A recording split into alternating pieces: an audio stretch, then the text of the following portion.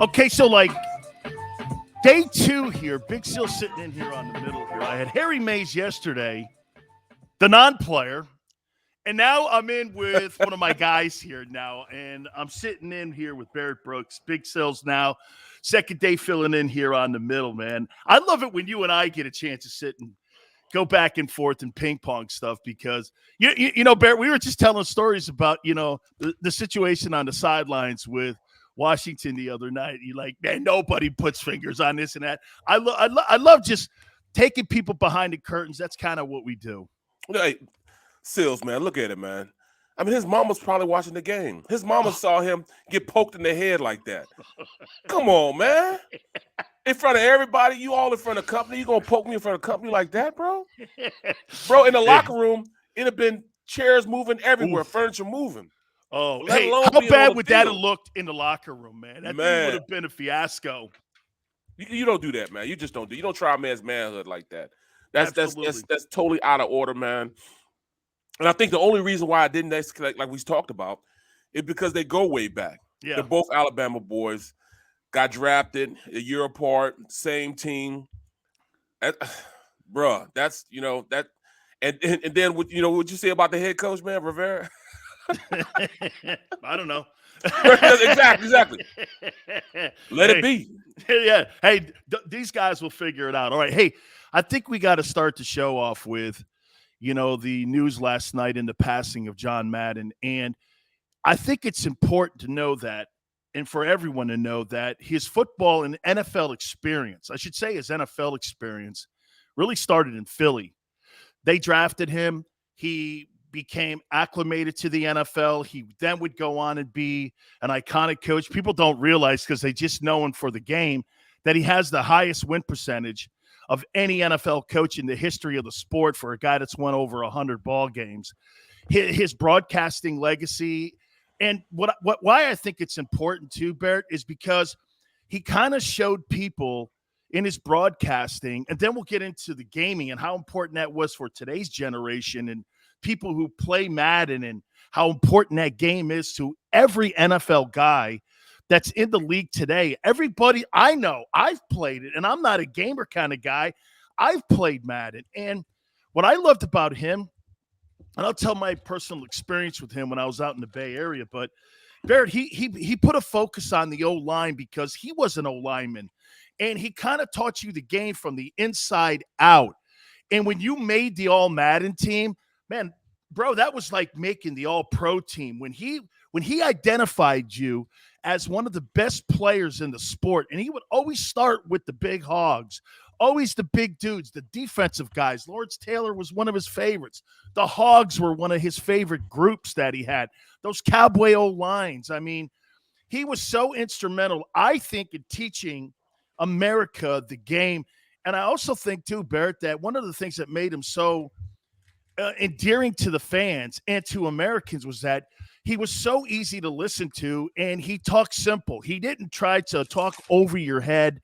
He kind of like was just a guy sitting at a bar. You're sitting there eating, you know, popcorn at the bar. You're drinking beers with your boy. And I just think he really brought America even more into what the television age brought into the NFL.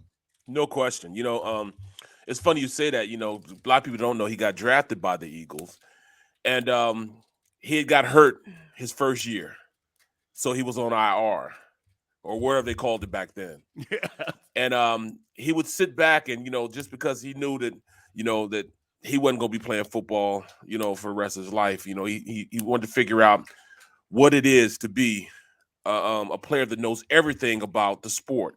So what do when you want to learn about offense and really deep dive into it? You go sit down with a quarterback. For that entire season, he sat down and watched film with one of those quarterbacks and broke down the game, tried to find out what he was looking at, which helped him become a better coach, because now he sees all the idiosyncrasies of passing and, where receivers go. Of course, he knew the offensive line stuff. He played offensive line. He knew protections. He knew how to break things down. But he learned from a quarterback what would hurt him as a quarterback. When, how could he keep that from happening from an offensive lineman standpoint? He tried to correlate different different things as he broke down tape with this quarterback, man. And that's how he became the coach he became, because he understood what the NFL stood for. He understood the NFL stood for not for long. That's right. And and I think you got a good sense of what a player's coach is, because Barrett, I think, and I've asked him this before, I think one of the things that made it such a different analyst and him becoming the greatest analyst in NFL history was the fact that that's how he spoke to his players. The same way he spoke to Americans about football is how he dealt with his players. And I've had great conversations with Al Davis in the past about Madden. And he had what I love about the fact that Jimmy Johnson took a lot of what Madden did and how he dealt with his players, because Jimmy had players like Michael Irvin, had players like Charles Haley, but he also had the Aikmans of the world. He had the Emmets of the world. Being able to handle different personalities and being able to connect with every personality is a skill set that some coaches just don't have. Some guys only bring on their teams, Barrett, guys that resemble their own personality, because it's easier for them to coach. It's the hard thing when you have to bring guys in that have to be babysit. Some guys have to be hit with a hammer. Some guys have to be hit with a feather. And he was that kind of guy. And I think it was because he had two rules: show up on time and play like hell. His philosophy was, hey, if I have too many rules, you're more likely to break one. And let's just go out and play ball. And to me, that was the ultimate players coach. When you have a guy like that can look at you, and first, before you ask him questions, like when you interview John Madden, he interviews you first, actually, and then he knows what you tick so that he can respond in the right way. It's almost like, hey, what do you know? He goes, no, what do you know? And then we can start from there. So, yeah, my relationship with him, I started my broadcasting career in the Bay Area. And Barrett, one time, man, I mean, the program director was a toolbox out there, and you'll never get on the air, Sileo. You'll be an update guy for the rest of your life. I'm like, okay, great. So the guy doesn't show up. I go out there, and I start going, Madden 759 win percentage. How's this guy? And everything was all San Francisco back in the early 90s, because the Niners were winning so many ball games, and the Raiders were kind of good but not good. They had the Mike Whites and the Joe Bugles of the world coaching that team. They weren't really. Then all of a sudden they hire a 32-year-old John Gruden, and it kind of turned the worm there for the Raiders. But he calls up my program director and goes, this guy Sileo's great. You got to get him. So I went over to his house in Black Hawk, met Virginia, met the kids and everybody, and we've had a great relationship for the last 25 years, and he was really instrumental in helping me get my first giant radio job. And we were friends for the longest time. Just I thought the documentary on Saturday was spectacular. Amazing. So did you see it? Did you get a chance to see it? I saw the tail end. I didn't see the beginning. I saw I caught it like right at the halfway point, but I mean, I'm going back to watch the rest of it, man. But just the intimate relationships you have with him. I can remember I first got to Philly. My first 3 years in Philly, we had a couple John Madden games, and one time, I got to the stadium and I jump on the elevator and I'm going upstairs to have lunch or something like that, and him and Pat Summerall were inside the elevator. I promise you, the elevator might have opened and shut, went up and down 3 times before he let me off. We talked about everything, man, everything. So I had I felt as though I had a close relationship with him. And that's what he did. He would give you a sense that he knew everything, and he knew everything about me. So I love the relationship that I had with him. Then as I went on, I left and went to Detroit, and and he changed how you watch Thanksgiving dinner. Have you ever had a turducken? Yes. I was an offensive lineman. I was on the offensive line, and we were pretty good that year. This is 98. And we got to eat, the 6-legged oh my God, turkey, man. So awesome, dog. Yeah. It was unbelievable, man. Unbelievable, man. Just being a part, man. Just being a part of that, you know what I mean? And that's exactly what John did. He made you feel so personable when he's talking to you and put things into layman's terms. And when I do college football games, I try to think the same way he does. I can't think the way a lot of these new broadcasters think. I'm not a Troy Aikman. Yeah. I don't think like Tony Romo. I mean, Romo is great because he can see things happen before it happens. What I try to do is to give a guy a sense, if he's at the watering hole, it is job. He wants to know what's going on, so he'll sound more intelligent about the game. If I go out there and talk about cover 2 and how the corners have to squat out there and don't explain why that's happening, then it's all for naught because he's just saying things and throwing terms out there that he doesn't really know. So now I break it down, our 12 personnel, 1 running back, 2 tight ends, and how it helps in the run game when you have a pass catching tight end out there who can play in the slot, because now the defense has to go out there and put their heavy formation in, or their regular formation, which is 3 linebackers as opposed to having 2 linebackers when it's when you're looking at nickel. That's why I like to break it down when I'm doing a game, these college football games. And that's what I like to think. You call it layman's terms. I kind of think it's Madden terms, put it in Madden's terms, because Madden made you feel like you knew what the heck you were thinking. And he made you think, yeah, I was thinking the same thing. That's what you want people to come out of the broadcast thinking.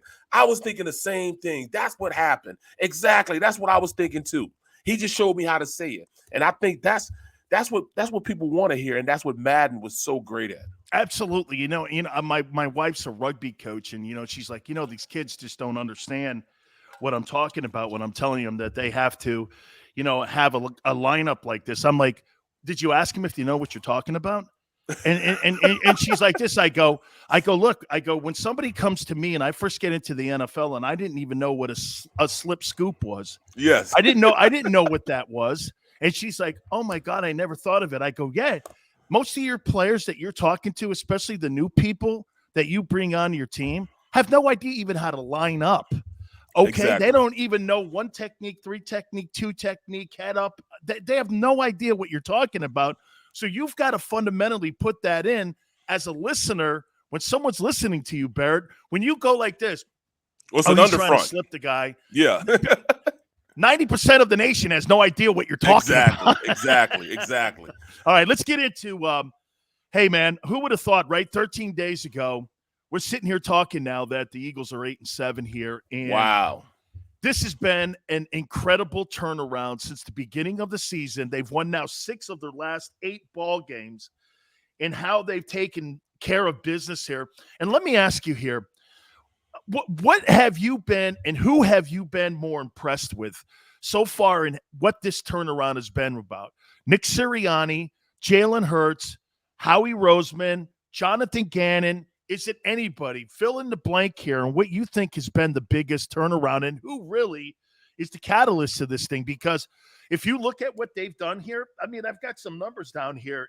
It's incredible. They're number 1 in rushing. They're in the top 10 in defending the run now. They're like number 2 in yards allowed defensively. It's a completely different ball team for these last 6 out of 8 ball games.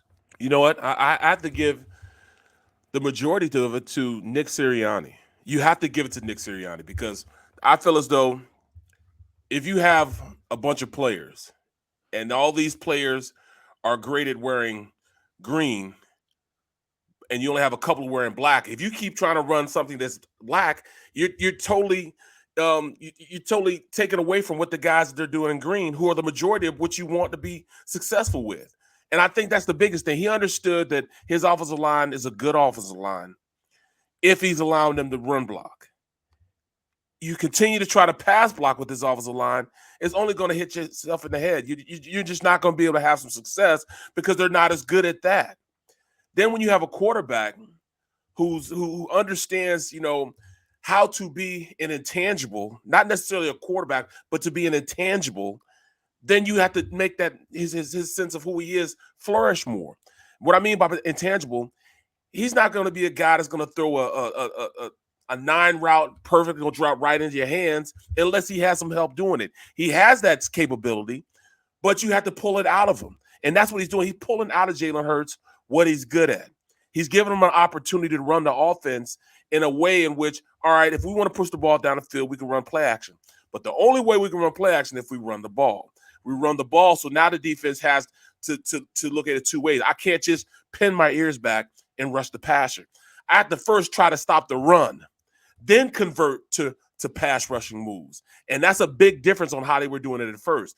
Teams were going in and weren't even respecting the run because they weren't going to run. They were, they were just rushing the passer. Now you slow all that down, and that half a second or two gives Jalen Hurts that much more time to really evaluate what's going on in front of him and push the ball down the field. So, hey, if you want to pass, you got to run first.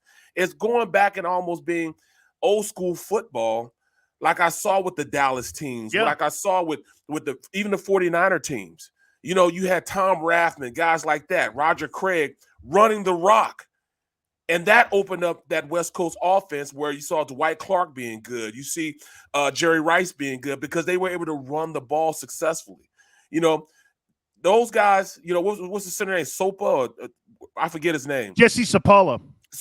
Jesse I know Sapolo. that dude. I played on him. See, when you're playing against a guy like that and Guy McIntyre, people don't understand how good of run blockers they were. They're the ones that start all that pulling around. That McKittrick was one of the best offensive line coaches that they had in the league at that time. McKittrick, he would teach the leg whip, but I'll leave it at that. But I mean, hey, man, the cross shoulder blocks too when they flip their whole body around. Harris Barton, right? Harris Barton too, man. They were a good group, right? But they ran the ball successfully. Yep. So Nick had to really go out and change his whole philosophy and basically change and relay it to his upper management because they want him to pass the ball. They want a Tom Brady type of offense. That's not what he has in that locker room. So he had to smooth it and smoosh it over with the guys upstairs, the Howie Rosemans, the owners of the team, the Jeffrey Lurie's. Guys, if you want to be successful, I want to be successful in my first year. I can't continue to do this. I have to run the ball. I have to do this, and that will have some success, but this will allow us to be better as a team. So it's not just him getting these players to do it, but also the upper management to also buy into it. Barrett, you're now like the fifth guy that has said that ownership hates this style of football. And I'm thinking to myself, who gives a shit what style of football you have, man? This is about wins and losses. Why? And you know what? If you watch that Giant game, they came out again against their identity. They threw the ball, and I'm sitting here, and I saw Seth Joyner tweeting out too, going, "What?" It's almost like they can't help themselves exactly from throwing the ball, and it really just seems to me that those guys in the front office are really in their ear saying, "We need to throw the ball." And I'm like, "Wait a minute! You're scoring 30 points a game. You're running teams off the field." You have the two dynamics, right, Barrett? Yes. You could be a scary factor in the postseason. You're now showing the ability to stop the run, and you're showing the ability to run people off the field with time and possession. Super Bowls. Right, and that's how you win Super Bowls, exactly, with time and possession and keeping Tom Brady, keeping Aaron Rodgers and Stafford on the sidelines. Why do they hate that style so much? Bruh, Lurie, I love Mr. Lurie. That's my guy, but he comes from New England in that area. He first tried to buy the Patriots. From the Sullivan family. You're right, but it didn't work out, so he came down and he bought the Eagles. He transformed this team. He made the Eagles a gold standard. I love the fact that he does that. He would give a player wherever they needed to make sure that they were going to get to the top of their physical prowess as a player. He would spare no expense. In fact, the relationship he has with his players is great. But he always wanted that, that type of error about himself like they have in New England. He wants to be like Kraft. And I wish he would understand that it's three ways, it's more than one way to skin a cat. There's a lot of ways in which you can do it. Let's run the ball. Let's form this identity. Now, this is the new wave stuff, that identity, because people understand the reason why they're having so much success running the ball is because the defenses have evolved into smaller, faster type of players.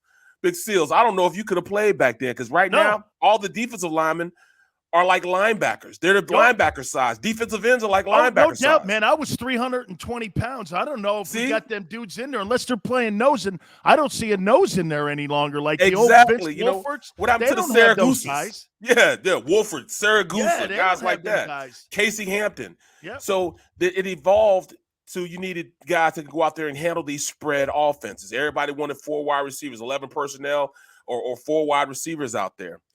And the reason why these guys got smaller, these linebackers got smaller, because they don't have to take on the run. They got to go out there and cover wide receivers, tight ends, and running backs. So there's smaller guys on the defensive side of the ball. Well, the reason the Eagles are having some success, they have a bigger offensive line. Yeah. These guys are huge. You know, Jordan Mailata, 6'6", 390 pounds. You got Lane Johnson, who's 6'7", 6'7", 320 pounds. These guys are coming off the ball and hitting you in the mouth, and the guys are, you know, that they're blocking are just too small. They're getting moved around. They're not used to be people running the ball on them. They just want to put their butt in the air, hand in the ground, and pass rush, pin their ears back, and pass rush. They're making them stop the run, and nobody's able to do it. The only thing that stops the Eagles' offense is the Eagles' offense itself. They'll do something stupid with a penalty or something like that.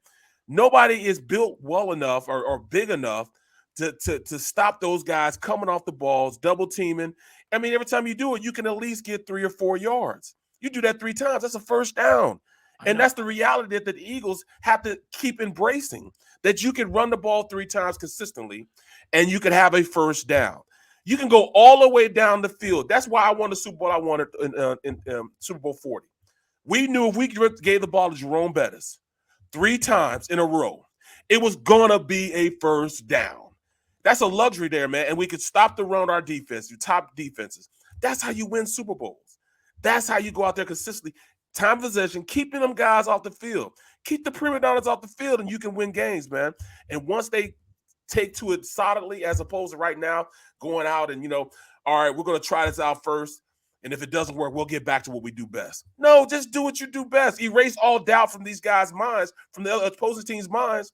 It'll be an easier game to win. Man, I tell people this all the time. There is nothing more intimidating and there's nothing more frustrating when you've got 4 plays being run down your throat and you can't stop the clock and someone's kicking your ass for 60 minutes. Right. And it ain't about being spread out. And I'll tell you something. You bring up Pittsburgh, and maybe you disagree with me completely, but when, to me, and I've had a conversation with Kevin Colbert, and I know a ton of those guys. That's my guy. Carl Dunbar's now the D-line coach here. I played with him. And yep. I got to tell you, man, I mean, you know, I think the problem in Pittsburgh right now is that they got away from doing what you just said that they did back with Bettis, man. There is no doubt that identity of that Steeler team, all of a sudden they fell in love with spreading people out. And I'm going like this. That's not Steeler football. Steeler football is Joey Porter and everybody knocking the living piss out of you, killing you on the run game, and making it sure that it was 3rd and short, that the quarterback always had the playbook open to 90% of the plays in the book on 3rd and short. Pittsburgh got so away from that. You look at them now, 3rd and 10, 3rd and 8. They've got the worst O-line that I've seen in my lifetime. It's the worst defense since 54. And again, there's a lot of retooling. Ben's out of gas, but there's an example of a team that got away from who they were at one time, like when you won that Super Bowl.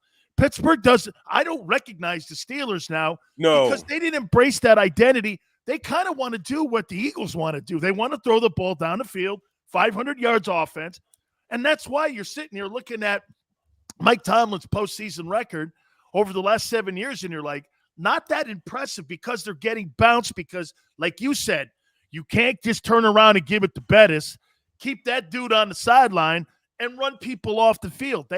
They got away from their identity. Maybe you agree or disagree with me on that. No. That's exactly what it is. That is not a Pittsburgh identity you see out there. See, people don't understand that when I was there, the major reason why we were as good as we were because the way we practice. Now, what have you heard a coach say, look, you guys don't stop practicing so damn hard. I'm going to send you guys in. Right on. There was times where he would have to stop practice. Look, guys, you're beating each other up. Stop it. We got a game to play. This is not the game. And we had the mentality as a player that, all right, I've already won the game because I played against the best guys I'm going to play against this week in practice. I knew I was going against one of the best pass rushers in Joey Porter in practice. Ben knew he was going against the best safety in Troy Polamalu and Ryan every day in practice. You know what I'm saying? Alec Faneca knew he was going against the best nose guard in the league when he was going against Casey Hampton. So when we finished practicing with each other, we played the best team already. Yeah. For 3 days, 2.5 days in practice, we played against the best team in the league. So when we stepped on the field, we had the mentality that, all right, then this is going to be easier than practice. And 9 times out of 10, it was easier than practice because we played and we practiced so hard. It's almost like we played a game. We played so hard in practice that I'm telling you, man, Coward would be so pissed. Yeah, One but time you, he called you it up. practice game tempo, Barrett. Exactly. And there's so many teams. How many practices have you been to? You see guys walking the drills and shit. You see people. What is that? Right. What is that? I played for Coach Jimmy. We practiced the same way you did all the time. That's why there were not a lot of old dudes on those teams, man. I mean, there were not a lot of old guys, man, because people did not sit. I want to throw 2 situations at you this year with the Eagles, and you tell me if these were important moments this year for Nick Sirianni. Early in the year, Fletcher Cox goes, they were asked the question. I forget what game it was. It was early in the season, and they were going like, hey, man, the Raiders. What do you make of Jonathan Gannon's defense? And he goes, we're not on the same page. It's just not happening here. And all of a sudden, in the last couple games, I'm seeing Sirianni chewing Jalen Hurts' ass out on the sidelines, and Jalen's taking it all in. And he goes out. He goes, kid, I'm paraphrasing here. Kid, you're being reckless with the ball. We can't have it, man. Just can't have it. You know, and he goes out and he performs and he pulls in the victory. They run through the tape. And to me, that tells me this. Nobody got their butt hurt. Nobody got their panties in a bind. Everybody was listening to each other. Do you agree, Barrett, that kind of galvanizes a football team when you're all sitting there knowing, hey, there's nothing personal. I love you, kid. I'm just trying to put you in a position to win. And the player goes, I got you, coach. Don't worry. I know it's coming from a place of love. How important is that? Big Seals, when was the last time your coach wasn't yelling at you? And when a coach stopped yelling at you, that's when you got scared. Like if a coach stopped yelling at you, stop dealing with you, that's when I'm scared because that means either I've peaked out at what he thinks that I can do or he doesn't want to coach me anymore. And that's when I want to, I'm like, yo, because as long as he's yelling at me, he knows that I can get better. He knows I can do a lot more than what I'm giving. Most guys fear Tuesday when they have that happen to them. Exactly. Exactly. So when you look at what happened with Fletcher Cox, when he said, all right, I just got frustrated. I jumped the gap, and the reason why he jumped the gap because he was stopped. He was so mad at the mundane defense that he was playing in. It was so, it was so mundane in the aspect that they couldn't apply any pressure. They want to apply pressure. He's got DBs now in the secondary that I feel as though they can go out there and cover man to man. Maddox, Nelson, and Slay can handle 1, 2, and 3 of their best receivers on the opposing team. So you don't have to be as cautious in how you approach blitzing because you have guys in the back end and the tail end that can cover. I have a lot of faith in McLeod and Harris back there also. So why not heat him up in the front side? Well, I'm thinking it's because he didn't have the linebackers he thinks can get there. Well, you don't know unless you try. Well, now he's trying because he heard what Fletch said, hey, look, man, I'm tired of this, man. I'm tired of playing this inadequate football. We're not aggressive enough. I want to play aggressive. I want to jump gaps. I want to get up the field and create havoc. That's what I do best. And when he does that and allows those guys up front to do it, they're a much better defense. But he can't continue to go out there and play picket fence defense and guys sitting back, 8 yards off the ball. Who plays defense like that besides, Hey, Gannon? if I'm an old lineman and I see a guy 8 yards off the ball, I'm going like this. Hey, over here. Right. Let me check. Let me check for you. Let me check this for you, and you get it out there to him. And that's the problem, man. You got to be. They have the personnel packages to go be more aggressive because their personnel can play that style of football. And that's the biggest thing. I tell people like this. Look, Cowher, he didn't play around, man. He didn't play around. He was sitting in the house. He was making sure that because he saw it first in practice. He saw the aggressive nature in practice. So he didn't feel as though he could not do anything because we saw it in practice. We practiced that way. I don't know if these young kids these days could handle that type of thing. Man, have you seen the way they have camp these days?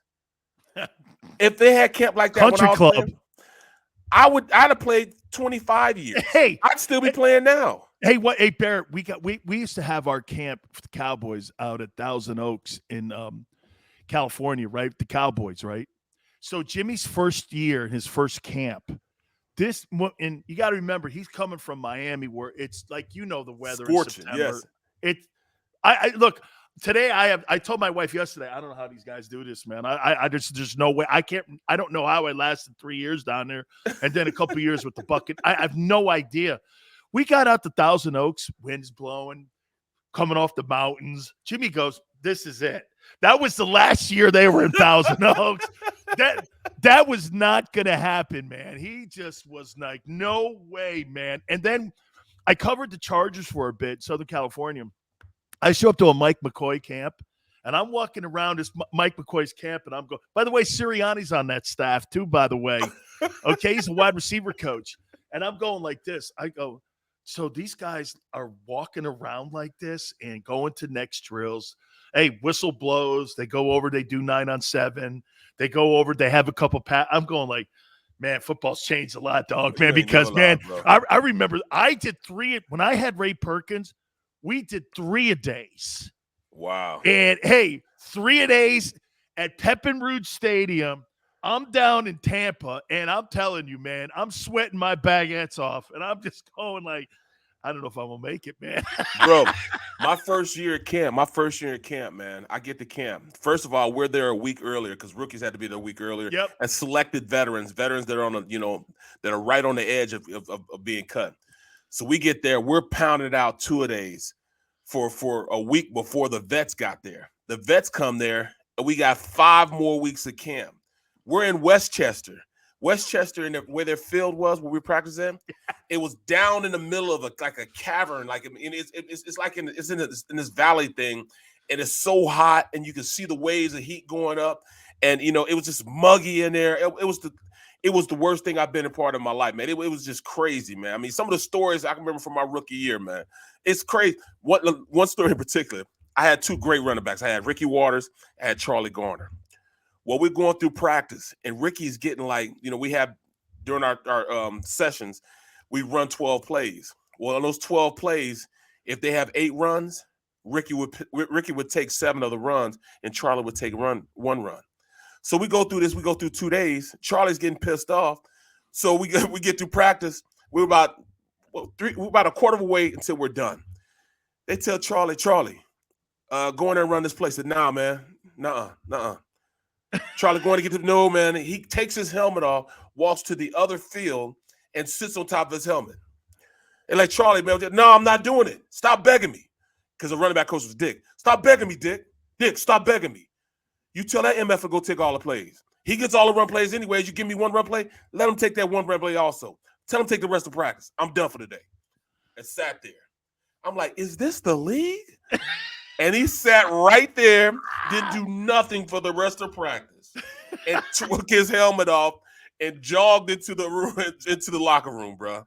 That's different, man. Things were different back then. That is awesome, bro. Man. I love those camp stories, man. Hey, listen, I got 2 things to hit on. That Washington they've been embarrassed 2 straight games. Also, Gardner Minshew, there's a report out there that went into the head coach's office and demanded something. I want to hit on that. When we come back out of the timeout, Big Sil sitting in for Harry Mayes, man. I love these stories, man.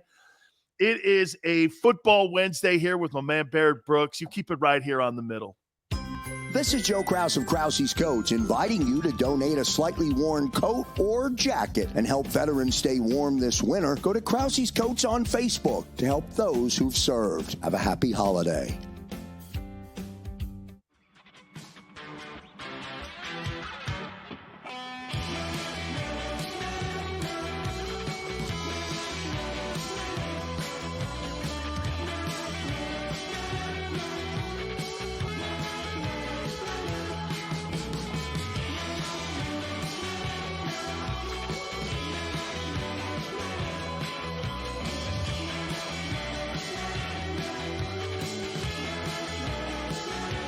At Stateside Vodka, every new customer gets the world's best rocks glass, free. What's that? A rocks glass? You're telling me that bottle is cut in half? You Could say that. Holy shit. And you're telling me I can get one of these glasses for free? That's right. 1 free rocks glass per customer with each first-time purchase of Stateside Vodka. So good, it just disappears. The city of Philadelphia sparkles during the Christmas holiday season with an array of colorful light displays and illuminated Christmas trees, donated or installed for free by the talented electricians of IBEW Local 98. To learn more about who we are, what we do, and career opportunities at IBEW Local 98, visit us at www.ibew98.org.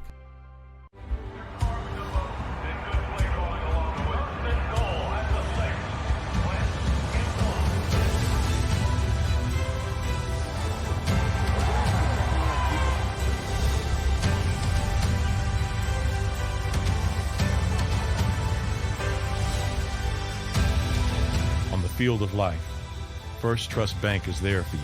Champions on 3. 1, 2, 3. Because Philadelphia dreams deserve a Philadelphia bank. As a hardworking American, you've never experienced how tough life can be until now. A catastrophic injury while working on the job. A personal injury from someone else's negligence. Turned away by other law firms in the region who didn't bother to learn your story. It's time to meet the Fritz & Bianculli Law Firm and managing partner Brian Fritz. Badly injured? Call the Fritz & Bianculli Law Firm. Find out why they say, we got this. Go for the midnight dares. Go for the game. Go for the hits. Go for the fans. Go for the win. Go to Ocean Casino Resort. Book your trip at theoceanac.com.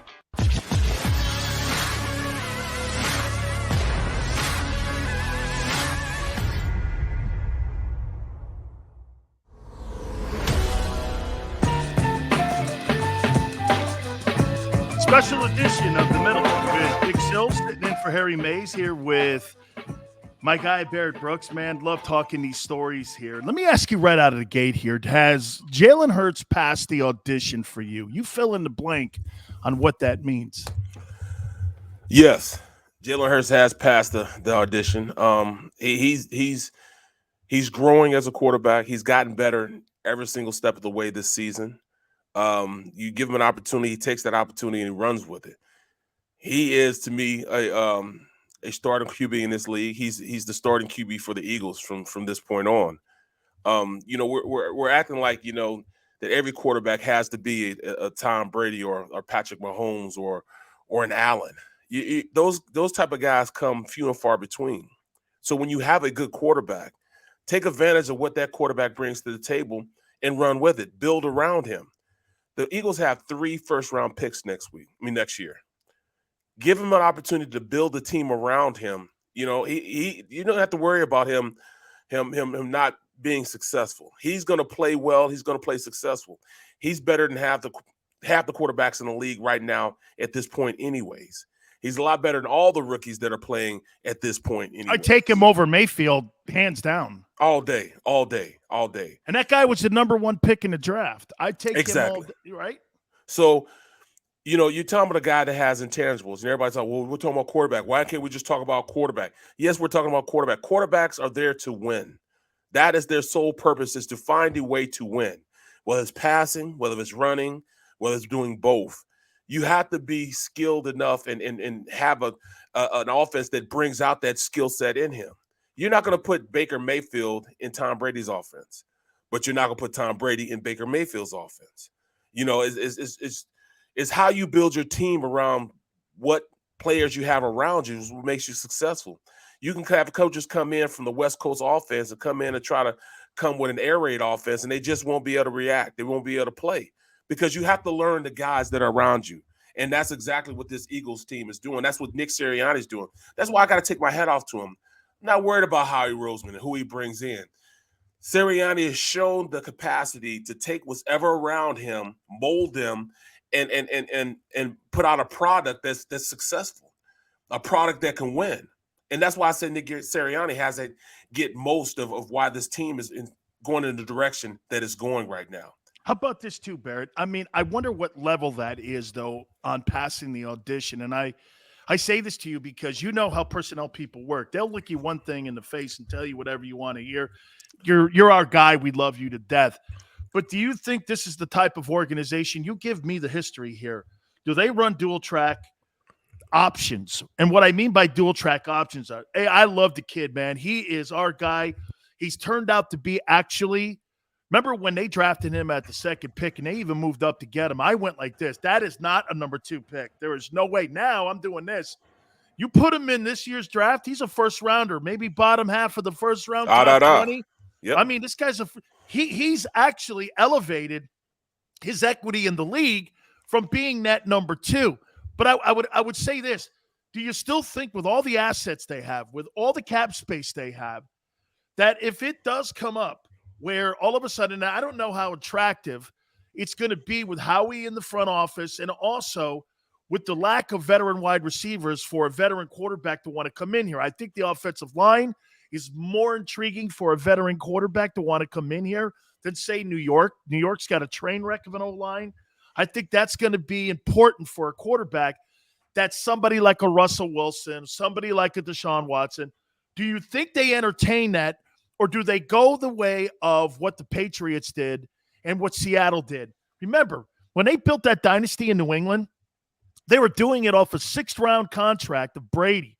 And when they were doing that in Seattle, they were doing that off of a 3rd-round contract with Russell Wilson, and people don't realize. I said this yesterday. Tavares Jackson made more money the first 2 years that Russell Wilson was the starter in Seattle as the backup because they were able to get the Cam Chancellors. They were able to sign the Richard Shermans. They got the Bennett signed to those big deals. The Legion of Boom was all created because they didn't have to spend the money. The Eagles are in a really good place. 11 picks, 3 in the first round.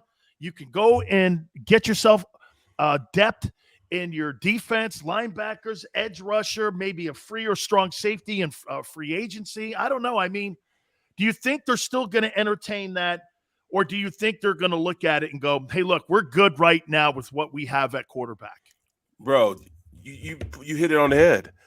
The reason why the Eagles were able to go in and win a Super Bowl in 2017 is because they had a rookie contract of Carson Wentz, which allowed them to go out and get, the guys that they got free agency. They went out and got, Alshon Jeffrey, the number 1 wide receiver free agency that year. They were able to go out and get Howard. They were, not Howard, but trade with Miami and get the running back they got from down there. They were able to go out and bring in key assets because they didn't have that huge contract to pay the quarterback. Once you pay the quarterback, it's hard to keep guys around. It's hard to bring guys in because you're cash strapped. You don't have the time to go out there and sign these big free agents and all that stuff. When you have a quarterback, so it's probably going to take, 30%, 40% of your cap space. Well, look at Dallas. Look at Dallas, Barrett. I mean, Dallas has got to pay $42 million in Dak, $15 million this upcoming year for Zeke, 24 for Amari Cooper. There's $208 million that's going to be projected in the salary cap. You haven't even got to your O-line yet. You haven't even got to your backups, let alone get on the other side of the ball and into special teams. That's why they're fast-tracking right now to win a Super Bowl ASAP. That's why they've done the thing that they've done, so they can win a Super Bowl now, because that window is getting smaller. People don't understand the Eagles, that window they have is going forward is tremendously open right now. I mean, even this year, they're cash strapped because they have Carson's cap hit on the books right now. Next year, it won't be there. Right. Imagine the people they can sign. They have 3 first-rounders. Imagine what they can bring into this organization. And I'm not even counting, not even counting the quarterback. I mean, if you keep what you have right now. They only owe him $3.2 million over the next 3 years. You can go out and get whatever you want. And that's what you have with having a young rookie quarterback. That's pretty good. Even now, it usually takes a quarterback 3 years to show you exactly who he is. Well, this kid has had to fast track that. He's had to go out there and show what he is right now, because he doesn't have the leash that a lot of these other quarterbacks have. He didn't have the leash that Josh Allen had. He definitely didn't have the leash that that what they have in Cleveland, because I don't know what they think they have in Cleveland. Oh, he's what killing. I mean? Baker Mayfield's killing that roster. That roster is one of the top 3 rosters in the AFC. No and when question. they were on the field against Green Bay on Christmas Day, I was like this: Cleveland's got the best. Why they were getting 9 yards a carry, and there's the example that you bring up too about an organization, and Kevin Stefanski was the coach of the year a year ago. I'm going like this: you're getting 9 yards a carry. I would never have that guy drop back at all. And I'm sitting there watching this going, I don't know. That's a good-looking roster there. That guy's killing them. Man, look at Landry. Was Seals, Peoples, or People Seals, whatever it is. They got wide receivers out the yin yang. They got they got 2 of the best running backs in the league, Chubb and Hunt. I mean, and that offensive line comes off the ball and blocks well. That's all you need. And the defense. Any other defense that could stop people. You have the best defensive end in the league, and you're not using them properly because, number one, they're on the field too long. Yeah. Because they're not controlling the clock on the opposite side of the ball. Chip Kelly stuff. Exactly. So what I don't understand how people always go out there and they'll bite their nose off to spite their face.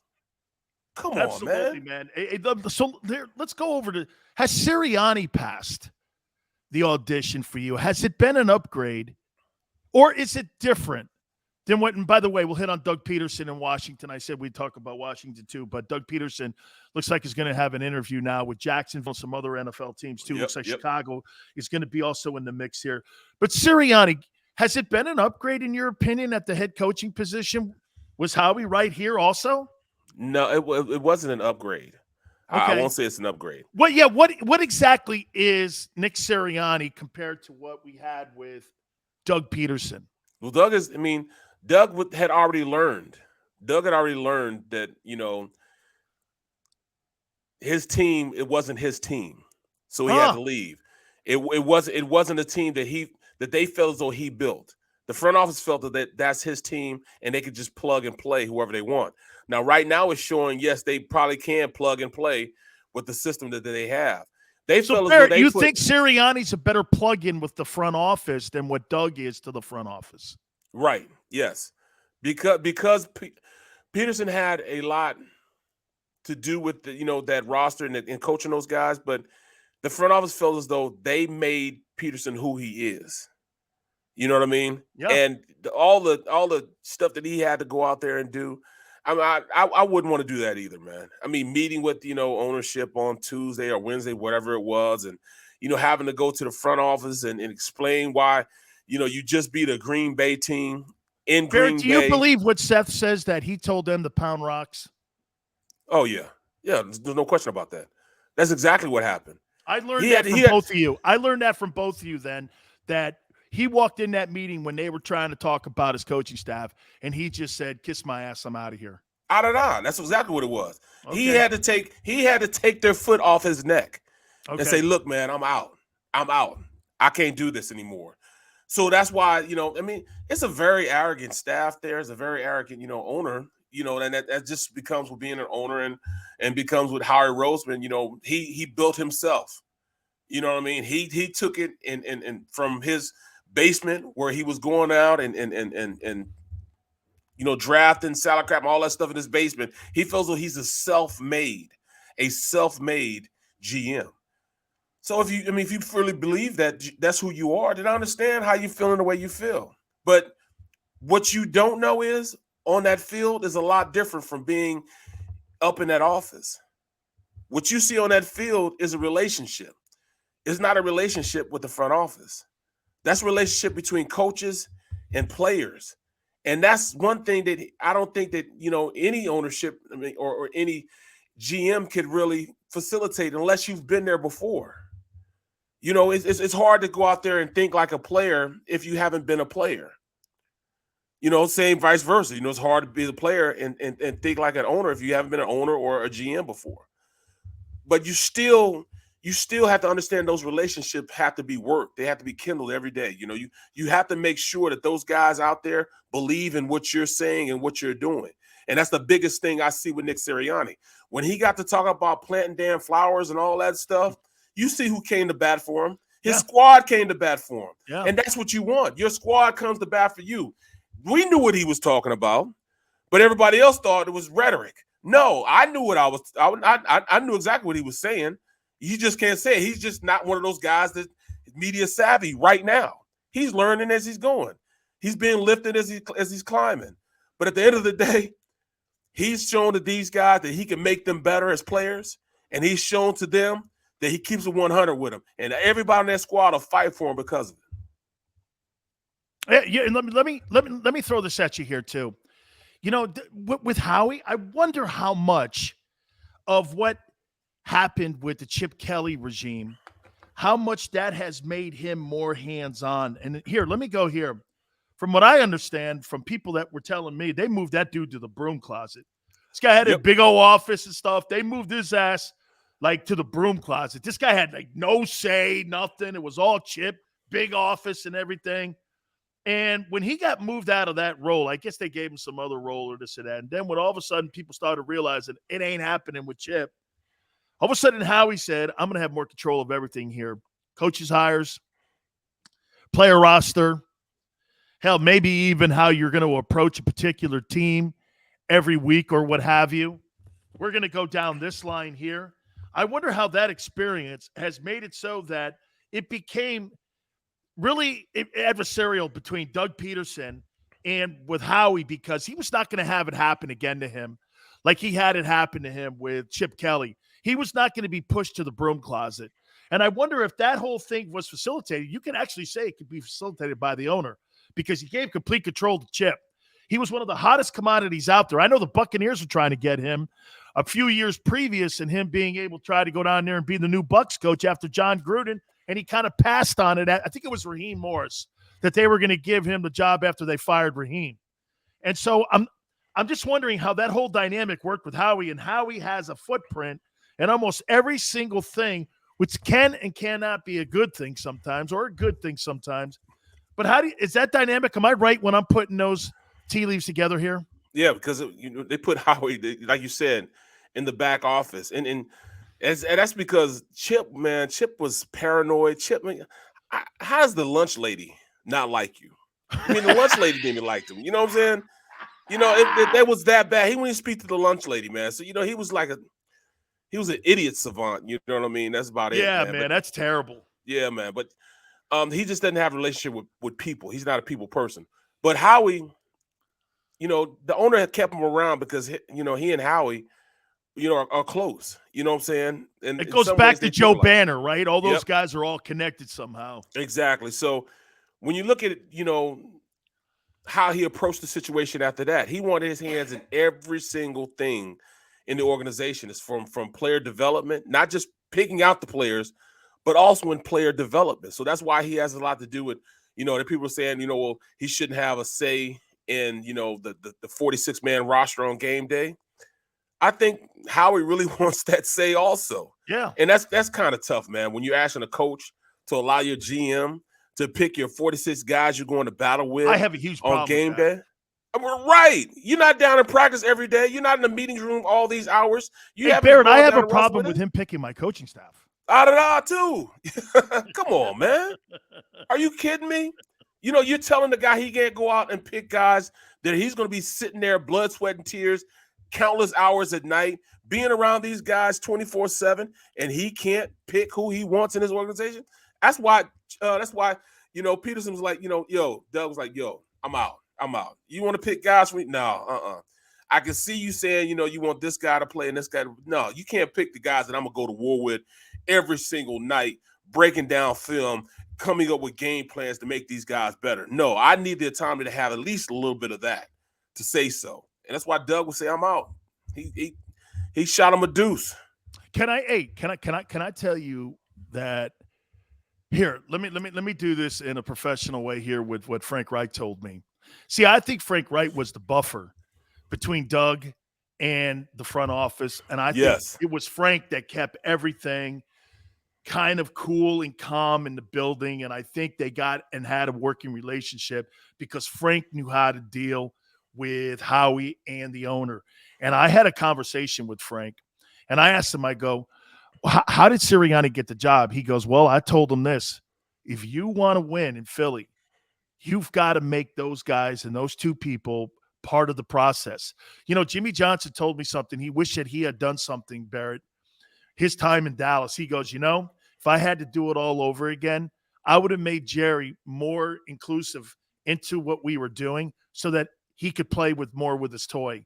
I would have allowed that because it became adversarial because I kept him away from the players and I kept him away from football decisions. Jerry didn't get guys like Charles Haley. They called Bob Ackles up. Bob Ackles would tell Jimmy, and Jimmy would go like this, hey, Haley's available. Do you want him? Of course I want him. Are you kidding me? Guy won 2 Super Bowls. He's one of the best pass rushers in the NFC. You're damn right. It changed their defense. And Ed DeBartolo told me it was one of the worst decisions he ever made was allowing him to walk out the building and go because they thought they were sending him to the abyss. So again, to the point, it was like, you want this job? You have to work with Howie. You have to work with the owner. That was probably the selling point for him to get that job because remember, at the same time in Indianapolis, Barrett, they were working the line to try to get Carson Wentz there. And inside the process there, Doug was still the head coach at the beginning of the process. And then it came where you said, and Seth said, well, I'm just going to kick rocks. Well, what about Sirianni? Sirianni's a carbon copy of Frank. He's a great designer of plays. He understands offense. He's really good with offensive skill set guys when it comes to developing them. He's been around Frank for a long time, ever since they were in San Diego. There was a selling point. You want that job. And that's why they really didn't look around the room. They wanted somebody in that building that was going to be able to go like this. Oh, here's the active roster sheet on Thursday. Okay, no problem. If you weren't able to do that, you were never going to get that job. Now, you have to say that again. That's crazy that you said. Say it again. Okay, here's your 46-man roster. Okay, I can work with this. I can work with this. Right. That's unconscionable, man, to think that a quarterback has to live under that type of But think of I'll this call for it duress.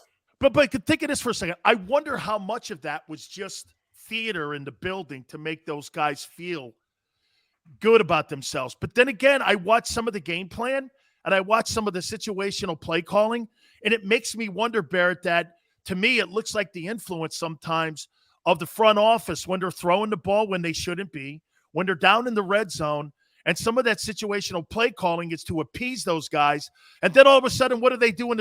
There's a reason that they score the most points in the second half. There's a reason they run the ball as well as they do in the second half. Because you know why? It's almost to me, and again, maybe I'm off my rocker when I say this, like the first half is for those guys, and the second half is for the team. Right. And they take over the – am I right? I mean, it just seems looks like they that, try man. to appease the front office. Just like them trying to, for some reason, get Jalen Reagor just totally involved in the offense. To me, as a player, you earn your stripes. You earn, reps in the offense. You earn balls getting thrown to you. You don't just have them thrown to you just because, all right, I was a first-round pick last year, so, we want to make sure we look good because we picked this guy, and we're not looking good right now, so we're going to keep pumping on the ball until he becomes good. To me, that's stupid, man. That's idiotic for you to go out and think that you can go out and make this guy a player. If the kid's not ready to be a player right now, then put him somewhere where he can go learn. Right now, we got games to win. You know what I mean? He's not participating right now. So we have to find somebody that can participate and make big plays. And it seems like he's being force-fed from the guys up top. Because you can't tell me as a coach, did you see this guy helping the team? And he's shown every single way not to help the team, but you're still trying to incorporate him into what you're trying to do going forward as a team. I just don't see it. I don't understand it. Maybe you can make me understand why it is. I think it's exactly what you just said. By the way, I saw something on tape that was maybe one of the worst things I've ever seen an NFL player have on tape. They showed me yesterday Dallas Goedert getting knocked out in a bar. What? That was back in the day, man. I remember that. Hey, man. Hey, I don't know, man. When you got that on tape, man, I don't know. Plus, it was like in South Dakota, too. What's that? How do you get knocked out in South Dakota, man? South really, Dakota? What are you doing? What are you? Hey, who are you fighting up there, man? Right. General Custer? right. You're just trying to stay warm in Dakota, man. Anything with Dakota, you're trying to stay warm in, bro. North Dakota. I did a game in North. It was North Dakota 2 weeks ago. I was in Fargo. It is not meant for human beings to live up there, man. You don't have enough clothing to live up there, bro. It was crazy how cold it was. I laughed so hard when I saw you going like this. Yeah, I'm in North Dakota, and I was going like this. I was something like out of Wayne's World. I'm going like yes. I might have been the only black person in North Dakota also, bro. I don't see anybody else in the stadium here, man. Right. Everybody, is that snow? All right, we'll talk Washington, man. We got to talk about this upcoming game because I think Washington, don't go to sleep on this, man. They're going to put everything they have into this football game. Big Sill sitting in for Harry Mayes. My man, Barrett Brooks. Hour 2 coming up. You keep it right here on The Middle. This is Joe Krause of Krause's Coats inviting you to donate a slightly worn coat or jacket and help veterans stay warm this winter. Go to Krause's Coats on Facebook to help those who've served. Have a happy holiday.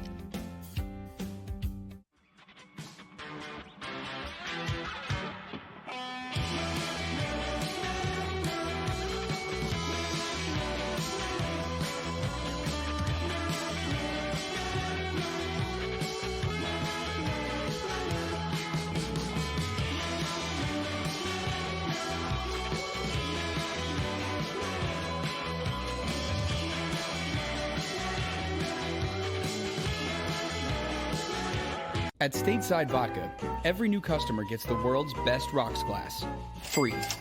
What's that? A rocks glass? You're telling me that bottle is cut in half? You could say that.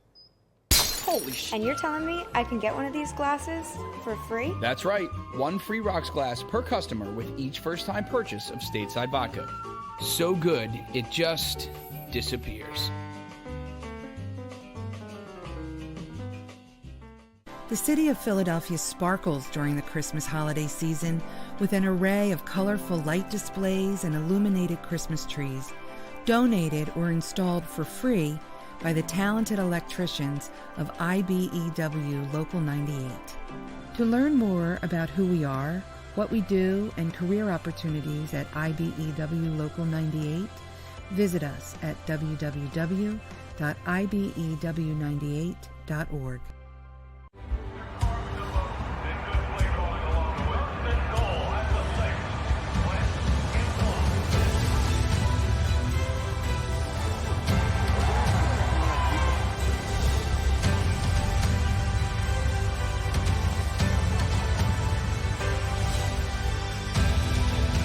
Field of life, First Trust Bank is there for you. Champions on 3. 1, 2, 3. Because Philadelphia dreams deserve a Philadelphia bank. As a hard-working American, you've never experienced how tough life can be until now. A catastrophic injury while working on the job. A personal injury from someone else's negligence. Turned away by other law firms in the region who didn't bother to learn your story. It's time to meet the Fritz & Bianculli Law Firm and managing partner Brian Fritz. Badly injured? Call the Fritz & Bianculli Law Firm. Find out why they say, "We got this." Go for the midnight dares. Go for the game. Go for the hits. Go for the fans. Go for the win. Go to Ocean Casino Resort. Book your trip at theoceanac.com.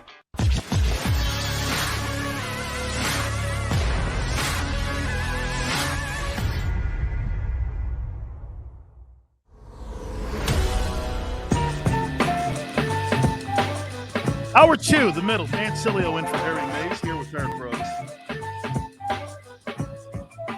Barrett, are you shocked at the play of Carson Wentz in Indy? No, I'm not. And I'm gonna tell you the truth. That's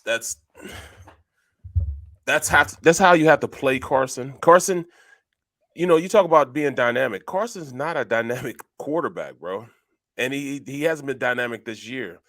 What he has been is somebody that's he's good at handing off the ball to that running back. That's what he is. Jonathan Taylor's killing it. And in the conversation for MVP.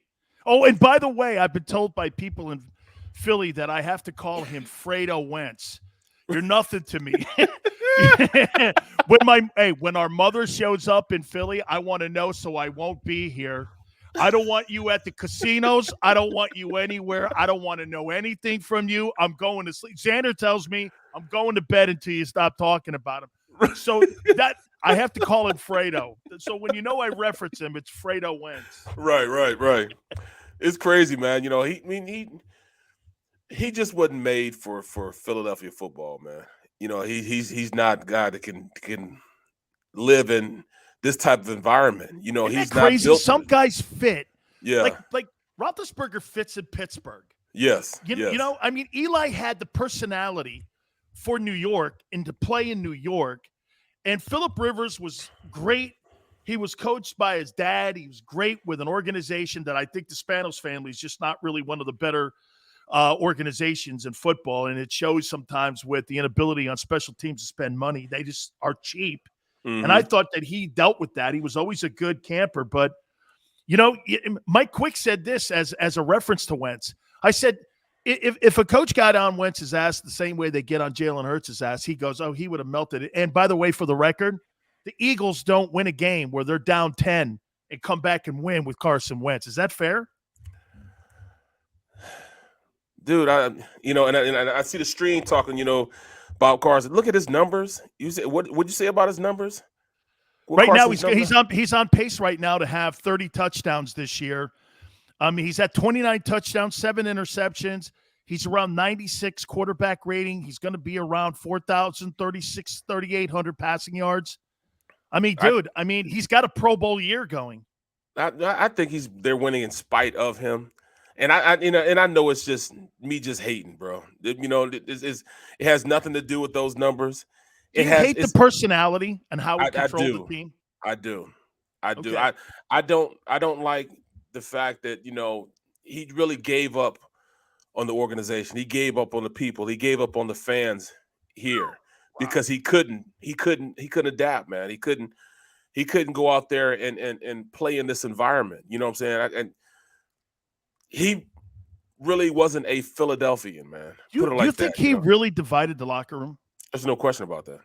And I don't think he divided it on purpose. So I was wrong when I was saying that Alshon and Jackson were the culprits then. Because nationally, when you see this from above, I look at guys chirping, and I looked at Alshon Jeffries, catch the ball in New Orleans, dude. You may be in another NFC title game. Yep. Okay? To me, you catch that ball, I think Foles was having them going, and I thought they were going to get to another NFC title game. Exactly. And it looked like he was on another magical run there.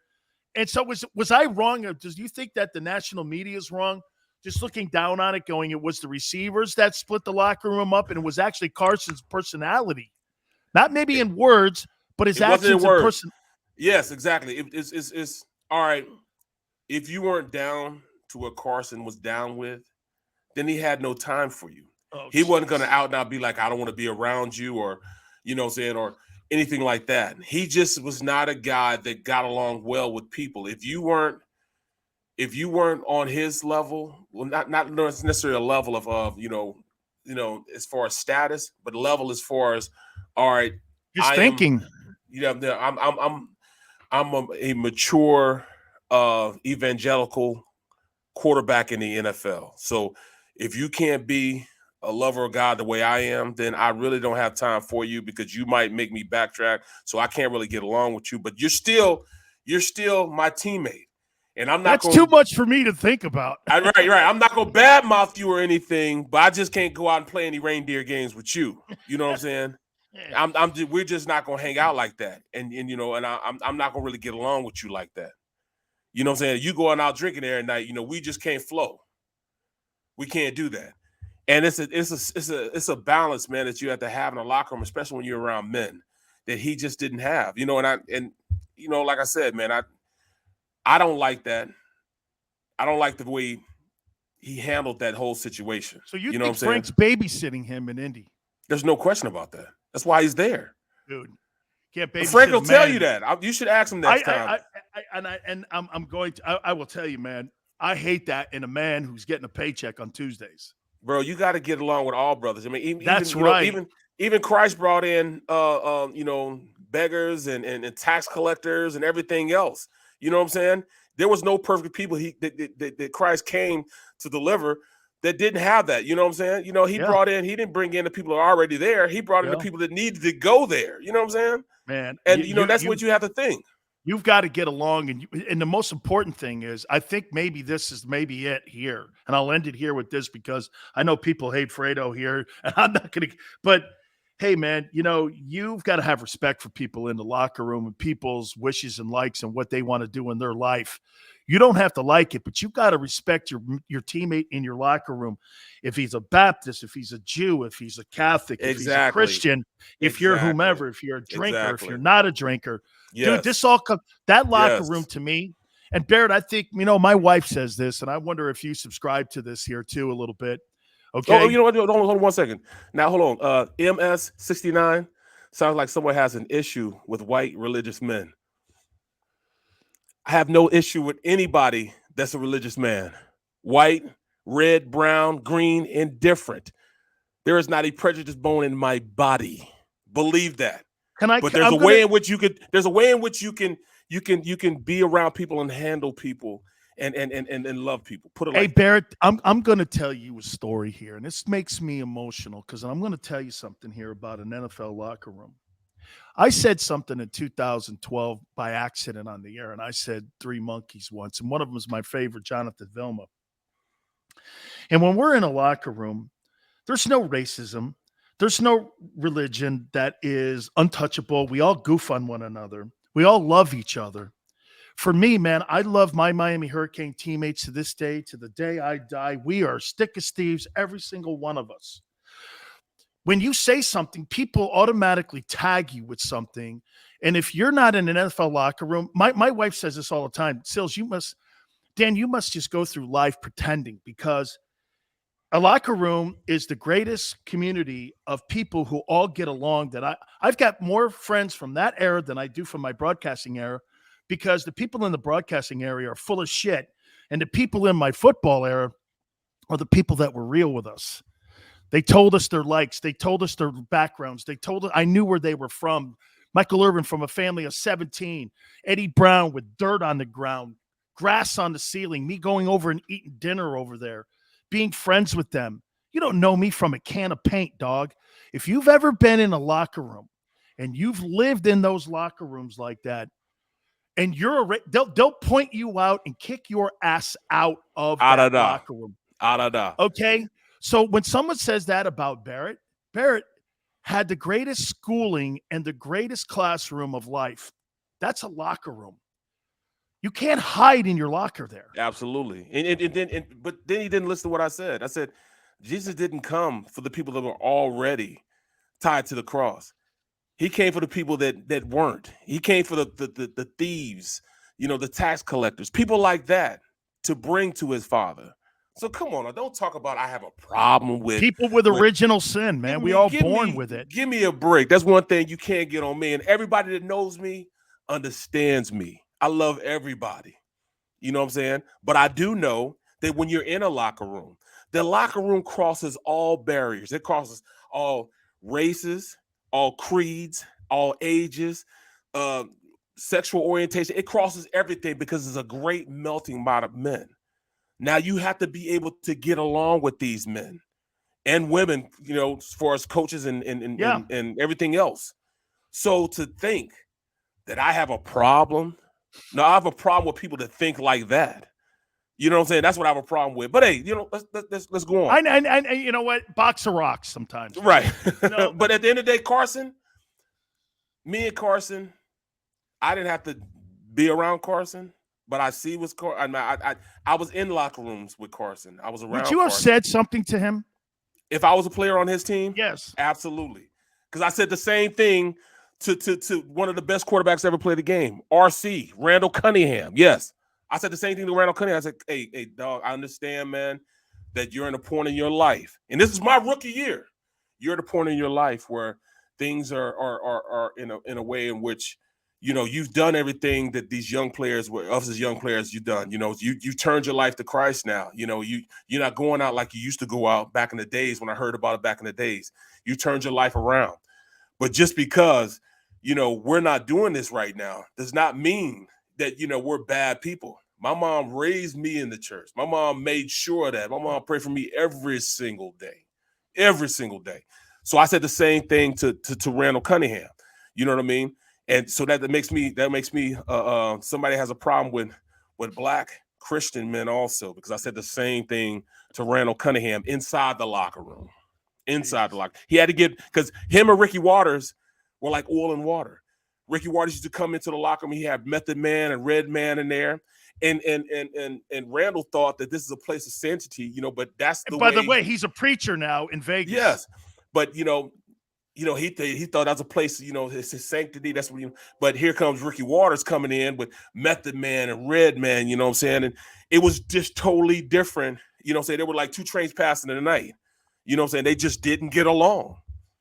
That's all I'm saying. Absolutely. Okay, so I'm going to go from that quarterback to a report that your boy Harry Mayes read yesterday about Gardner Minshew. So I'm going to paraphrase this here. This is all according to Chris Mortensen too. Yeah. So supposedly, like Pete Mitchell, he rolls, and Pete Mitchell being from Top Gun, of course, he rolls into Nick Sirianni's office after the Jets game. And he rolls in there, Barrett, and he goes, "What do I have to do to be the starting quarterback here in Philadelphia?" Sirianni goes like this to him: "Hey, man, ain't happening. We're completely committed to Jalen Hurts." I then guess he went on Chris Long's podcast, and he starts going like this: "I haven't taken a number 2 in about 3 months, and I don't plan on being a number 2." or something like that. I mean, how... And you know what? For a personality like Jalen, because Jalen has been through the ringer, ups and downs with his time at Bama, Oklahoma, people still saying that maybe he's the guy, maybe he's not the guy. What do you make of Minshew going in there? And then, to me, I think the story here is this. Sirianni, according to Mortensen, Sirianni says we're committed to Jalen. I mean, we talked about it in the first hour, but that tells me here a little bit, Barrett, that, okay, you have no chance on playing here. Not that he was going to be the starter here, not that he's the future here, Gardner Minshew, but he did look good in the Jets game, albeit it was the Jets. But what do you make of the organization going like this? That ain't happening. You're going to be our backup quarterback for the rest of the year. That's it. When he's healthy, he plays. Well, you know what? First off, I'm going to say this. I like that from Gardner Minshew. I do too. I want my backup guy to want to start. Exactly. And this is exactly why I played, and I got my career extended 4 more years with the Steelers, because I had that mentality. I came in with the mindset that, look, I don't want to ride the bench. I want to play. And they had labeled me a backup. I started my first 6-7 years in the league, and after that I became a backup. So from that point on, I was just working my ass out trying to become a starter again. And I came close, but as an organization, once you get long in the tooth, man, it's hard for you to go in there and get a starting position. Yeah. So I'm in Pittsburgh, and my first year there, I'm surveying the territory. I'm out there balling. I'm the 6th man. I played center, guard, and tackle, and I did that the entire year. The next year, they draft Max Starks. They draft Max Starks, Chris Kimawatu. So I'm sitting there, and I'm the backup, and he's like, hey, go over there and teach these guys this, teach these guys that. So now I'm teaching them how to play my position and take over from me. Take your job. Exactly. I do it. You know what I'm saying? I had no commitment without complaining. I was complaining about it, but I did it. The next year come in, I go in the office and say, yo, coach, how come you got me doing it? I want to be a starter. I want to start. You know what I'm saying? Give me a chance. I am better than this guy right now. I am better than him. No question. I'm better than I'm better than that. You tell me I'm not better than him. He said, Brooksy, just like cowered up. Brooksy, I'm not saying you're not better. I'm not saying it. I'm not saying you are better. What I'm saying is I need you to do this. I'm keeping you on this team because I need you to do this. You've been doing a hell of a job doing this, so I'm keeping you around. Just let it be, Brooksy. I said, Coach, I'm pissed off about that.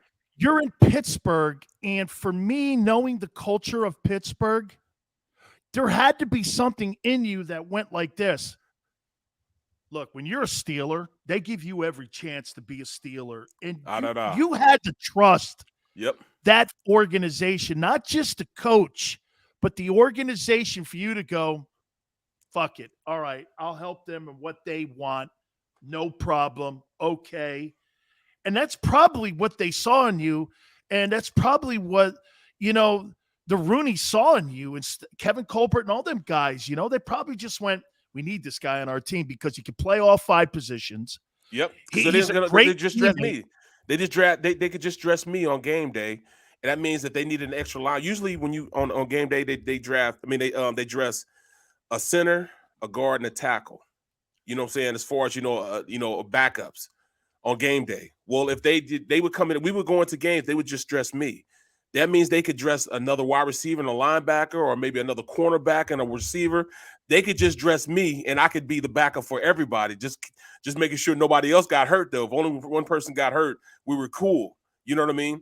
Yeah. And that was a decided edge for them on game day, because I could be just the one person they dress, and they wouldn't have to dress another guard or tackle or center because I played all 5 positions.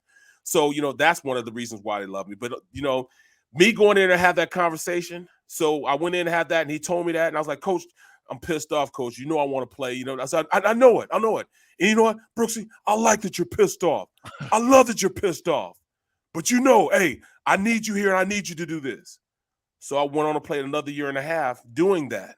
You know what I mean? But it was times I came home. Was it tough? Oh, man, I was hot, man. I come in, complaining to my wife. She said, boy, you better go in and collect that check on Monday. That's what you better do. You better stop worrying about all this extracurricular stuff. Okay, I want you to play too. I want to watch you out there. But, hey, at the end of the day. You're going to have a problem with me if that direct deposit don't hit on Tuesday. You go pick that check up. That's what you do, period. You go pick that check up, man. So that's what I did, man. So it's a different way of thinking, man. You got to think in a way in which, all right, understanding that the organization wants you to be this way. An organization wants you to, conduct business this way. But you got to be a professional. Big picture, right? Big picture. You had to look at fitting in the picture. Exactly. And that's got to be hard for players like yourself and Minshew. It's hard for really anybody to look at the big picture and go, okay, look, if I'm just going to put myself right here in that picture here, they want to put me all over the place. It's really a bigger canvas here, and they see me part of that. Why would I take myself out of that? That has to be a come to Jesus conversation personally for yourself, because Gardner Minshew, look at him. He had to go at least, let him know, look, I want to play. Yeah, I know you want to play, bro. And they're like this because he's still young. I was old. You know what I'm saying? Yeah, he's like 26, old. Right? Something like that. Right. Yeah. He's a young. I mean, he's a young player. And he and at the end of the day, man, he's young enough that he should be playing somewhere. But right now, he's not going to get the opportunity here. And as good as the organization let him know that, they didn't sugarcoat it. And that's another one of the intangibles that Nick Sirianni has with the players that players like. Keep it 100 with me. Keep it 100. Don't sugarcoat it. Keep it 100. I mean, you can lose a team so fast by lying, man. That's what happened with me in Detroit. Bobby Ross had lied to so many guys and didn't fulfill promises that he was supposed to fulfill that when, it was halfway through the season. He actually quit halfway through the season on us. See, you can lie to college kids, but you can't lie to pros. No. He had lied. So he came in the next day, man. Like, first of all, we were on the field. We were about to play Green Bay. I think it was Green Bay. So we're on the field, and it's a foot of snow, and we're out there practicing because we're going to play outside. And he guys are jumping off sides. Foot of snow on the ground. Guys walking to the to the huddle. They were just totally out of it, man. And he's calling up. He starts calling. Now he's a little bitty dude, so he's jumping. Oh yeah, I played for Coach at Maryland. Yeah. Yeah. See, calling up, guys, come on, get in there, come over here. So he gets there. He breaks it down. He starts crying. I give my heart and soul to you guys. And Herman Moore and Robert Porcher started laughing, not like, they were like, bro. He actually fainted, fell face first into the snow. Boom. He did. I'm serious, man. He did. The coach did. And this Coach is in Moeller, the locker room. No, this is outside on the field. They're laughing at him like that. He fainted and fell down face first to the ground, and And Coach Mueller grabbed him and pulled him up. And he's like, hey, God, just go in. Just go in. Just go in. Just go in. So, guys, when we were walking in, Herman Moore turns around and says, hey, Coach, does that mean we ain't got to go to meetings also? Man, Bobby Ross' head fell down like this. The next day, we come. He said, guys, I don't know when I did it, but I lost the team. I lost you guys. Robert Ford said, yeah, you did, Coach. Yeah, you did. Yeah, you did. Just like that. In front of everybody was quiet. Well, I'm retired. He said, well, I'm retiring now. I can't. I got some health issues I got to take care of. I'm retiring. And he quit. Just quit. He quit. Coach Mueller, Mueller became the head coach for the remainder of the season.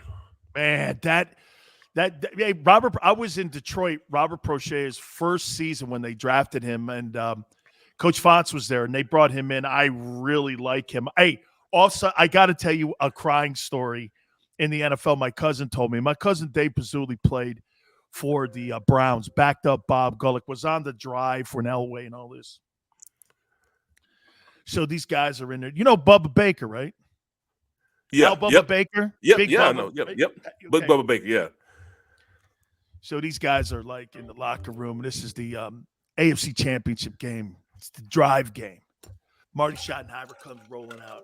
Guys, I'm your fucking general. I love every one of you guys. I can't tell you. I just love you guys. I can't. This is the bigger. I'm going to lead you into battle. Let's go out and get these guys. He's crying like this, the AFC Championship game. He goes, I'm your general. Bubba Baker looks over at my cousin and goes, I don't know about you, man, but I don't know if I want my general crying going into battle.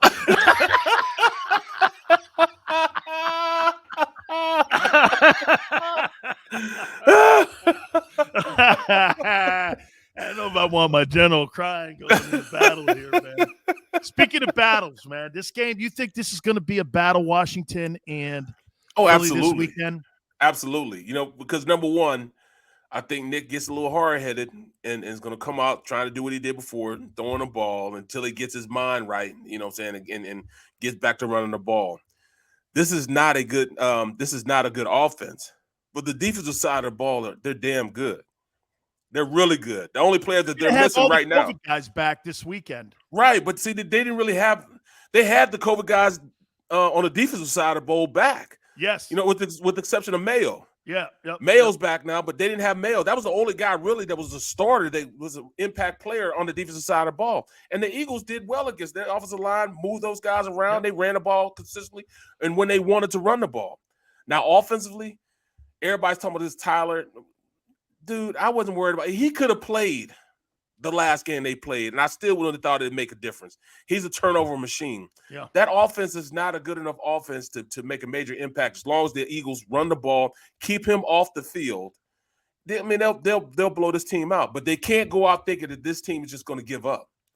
They want to be spoilers, and that's exactly what they're talking about up the turnpike.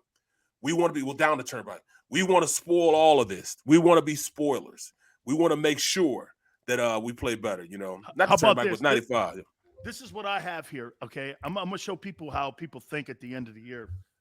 Honey, what's that number to Hertz? Hey, let's get to U-Haul. What's that number to U-Haul? Oh, hang on. I'm not going to send it yet, okay? I'm not going to make the reservation yet. We got two left here. And now we're going to find out. I got 60 minutes of football left. At the end of this game, if we lose this game, I want you to hit the U-Haul, and I want you to make sure that the U-Haul people have a reservation for that we can pack the U-Haul up and get the hell wherever we're going. Right. This is a U-Haul game. And what I mean by a U-Haul game, for those listening, they're going to put everything they have into this game because get this. I say this to people before. Fighting for a playoff job? Screw that.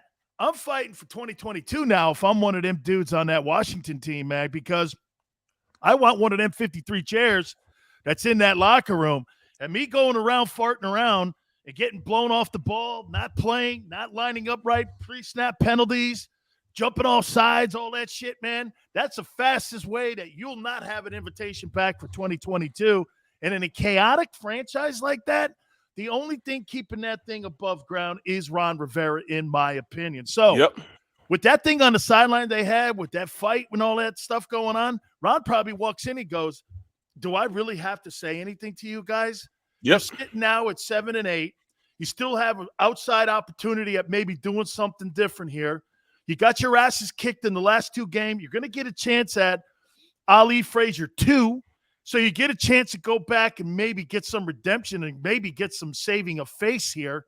This is on you guys. See, I love, and I don't know how you feel, but I love guys that played the game because you really don't have to say much to guys. Hey, guys, do I really have to give you a Newt Rockne speech at the NFL? Your Rockne speech is every Tuesday on direct deposit. Right. I don't need to motivate you. Like you said, your wife goes, hey, you better get your, you know what, hey, man, I don't want to hear any crying.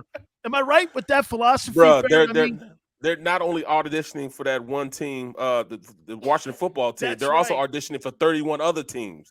This is audition. Guys want to, coach is going to be looking at, all right, he's still out there playing. He's still out there giving him his all, and that's what they're going to be working towards. So this is not going to be a cakewalk. It's just a bad roster on the offensive side of the ball. The defensive side of the ball, they got some all-world guys over there. But the offensive side of the ball, that's where the Eagles are going to make their hay. That's where they got to go out there and establish dominance. That's where they got to do it, man. They got to go out there and alleviate all doubt that Tyler Heinicke should not be on the same field as them. You know what I'm saying? That defense has to take control of the game. Offensively, the Eagles must control the line of scrimmage. Those 2 guys up front, Payne and Allen, they're the real deal. And Sweat came back. He was just back from 1 game. Now he's gonna be. This is gonna be his 3rd game. So they're lucky Chase Young's out. Yeah, they're lucky Chase Young's out. Exactly. You know what I'm saying? That's just one horse. That one horse right there is an unbelievable player. But hey, Sweat. He's been back. This will be his 3rd game being back. So all those pass rush moves that he had before, he's got them back in his repertoire now. He's in a little better shape than he was 3 games ago. You know what I mean? Barrett, I was talking to people like this yesterday, and I know that you'll probably start laughing. I go, hey man, you see like a dead animal on the side of the road. Run it over, kill it. Don't let it live. Kill it, okay? You put it out of its misery. The Washington team it's on a respirator right now. Don't let it recover. Don't let it have hope that it could live. You've got to kill this thing because when you kill it, they're going to want to wave the white flag as quick as they possibly can. Yes. How many times late in a year do you see a team, once they get a little hope, like don't spot them 10 points? No. Man, you keep the team alive when you do that. Just get it over with, and that's what their sole purpose is. They want to be spoilers, especially, since they won the last game last year. They want to be spoilers. They want to go out there to alleviate any doubt of the Eagles getting into the playoffs. You know what I'm saying? 'Cause they win this game, they're in the playoffs. Oh, I know. I get it. You're dead on here. A lot of teams battling in the NFC. And speaking of that, I want to give you the top 10 teams in the NFL and tell me if you agree or disagree here. We'll take a look at the NFC playoff race, too. And the Eagles are sitting in the 7-hole right now. Big Sil sitting in for Harry Mayes. Barrett Brooks having a lot of fun, ping-ponging it back and forth. You keep it here on the middle. This is Joe Krause of Krause's Coats, inviting you to donate a slightly worn coat or jacket and help veterans stay warm this winter. Go to Krause's Coats on Facebook to help those who've served. Have a happy holiday.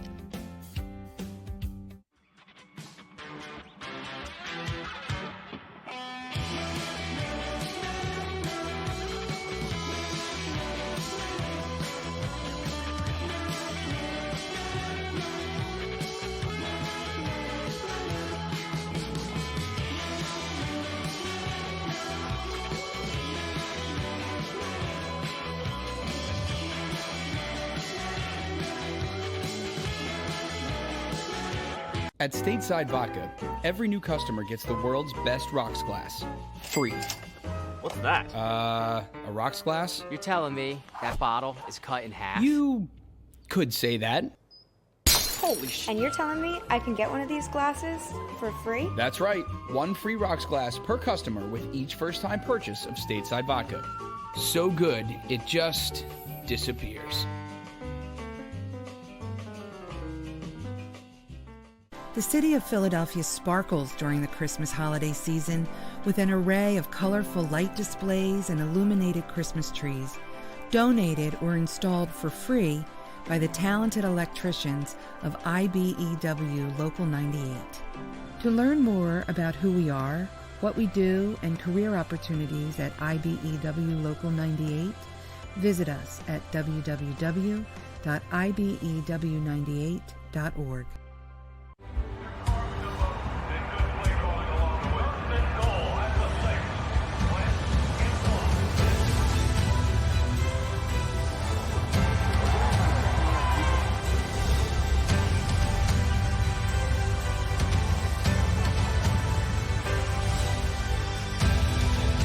Field of life, First Trust Bank is there for you.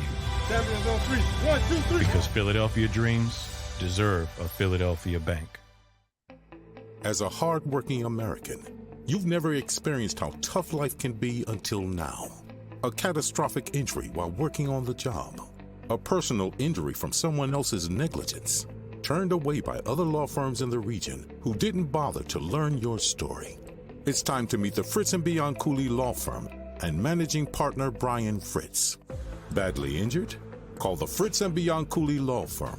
Find out why they say, we got this. Go for the midnight dares. Go for the game. Go for the hits. Go for the fans. Go for the win. Go to Ocean Casino Resort. Book your trip at theoceanac.com.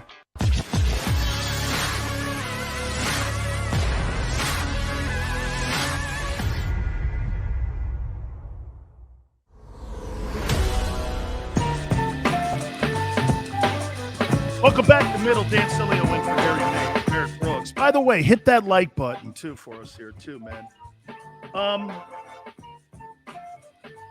I think FedEx Field is going to be inundated with Eagle fans. Am I right when I say that? Oh yeah. They've been the Washington football team fans. They probably packed it in, man. They packed it in. The team toughest question that you've ever been asked. What's that? Should I put him on the spot? Make it happen, man. Let it roll. Who's got the better fan base, the Steelers or Eagles? Oh, that is tough. That is very tough. It's, let's see. It depends. Big Steelers, it depends. Like, Steeler fans, they love you regardless, good, bad, or indifferent. If you lose a game, they'll say, hey, guys, you guys fought to the end, that yada. They'll be like that. Eagles fans will be like, look, man, we paying your salaries, bro. We filling that stadium before you got to give us a better product.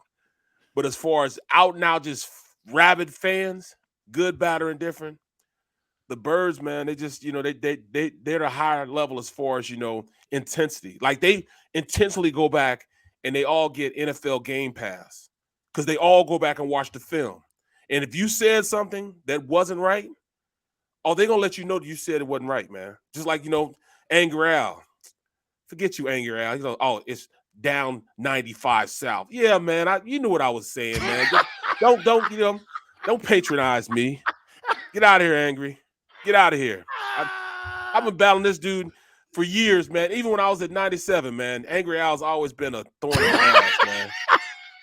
But yeah, I know it's 95 South, man. 95 South, bro. Like, he calling you out, man. Yeah, man, but they will call you out, man. They watch film, bro. I'm telling you, they watch film. These fans are vested in making sure, that they know as much as they can about these Eagles teams, man. They do. I look at it, and what I've learned, I used to cover the team from 30,000 feet. Now I'm looking them in the face here. This is my impression, and I think I told you this. So, like, my wife, who's been like my producer, she's been with me in my broadcasting career. I think I've been on the air like 30 years or whatever now, since I left the league. And she goes, I think you found a home. And I go like this. I go, what do you mean I found a home? She goes, hey, you get to talk to assholes like you all day. And I'm going like, what's that supposed to mean? She goes, well, I mean, you found a home, man. These people. And I go, I'll tell you one thing about Eagle fan, man. You show up to work, you scrape the ice off your windshield, you dig the snow around your car, you put your work in, you come home, you don't complain, you perform, and you don't bitch, they'll revere you. Exactly. You start doing things out of the character of the city, bitching about a backup quarterback. Right. Bitching about not somebody saying something to you, crying to the media.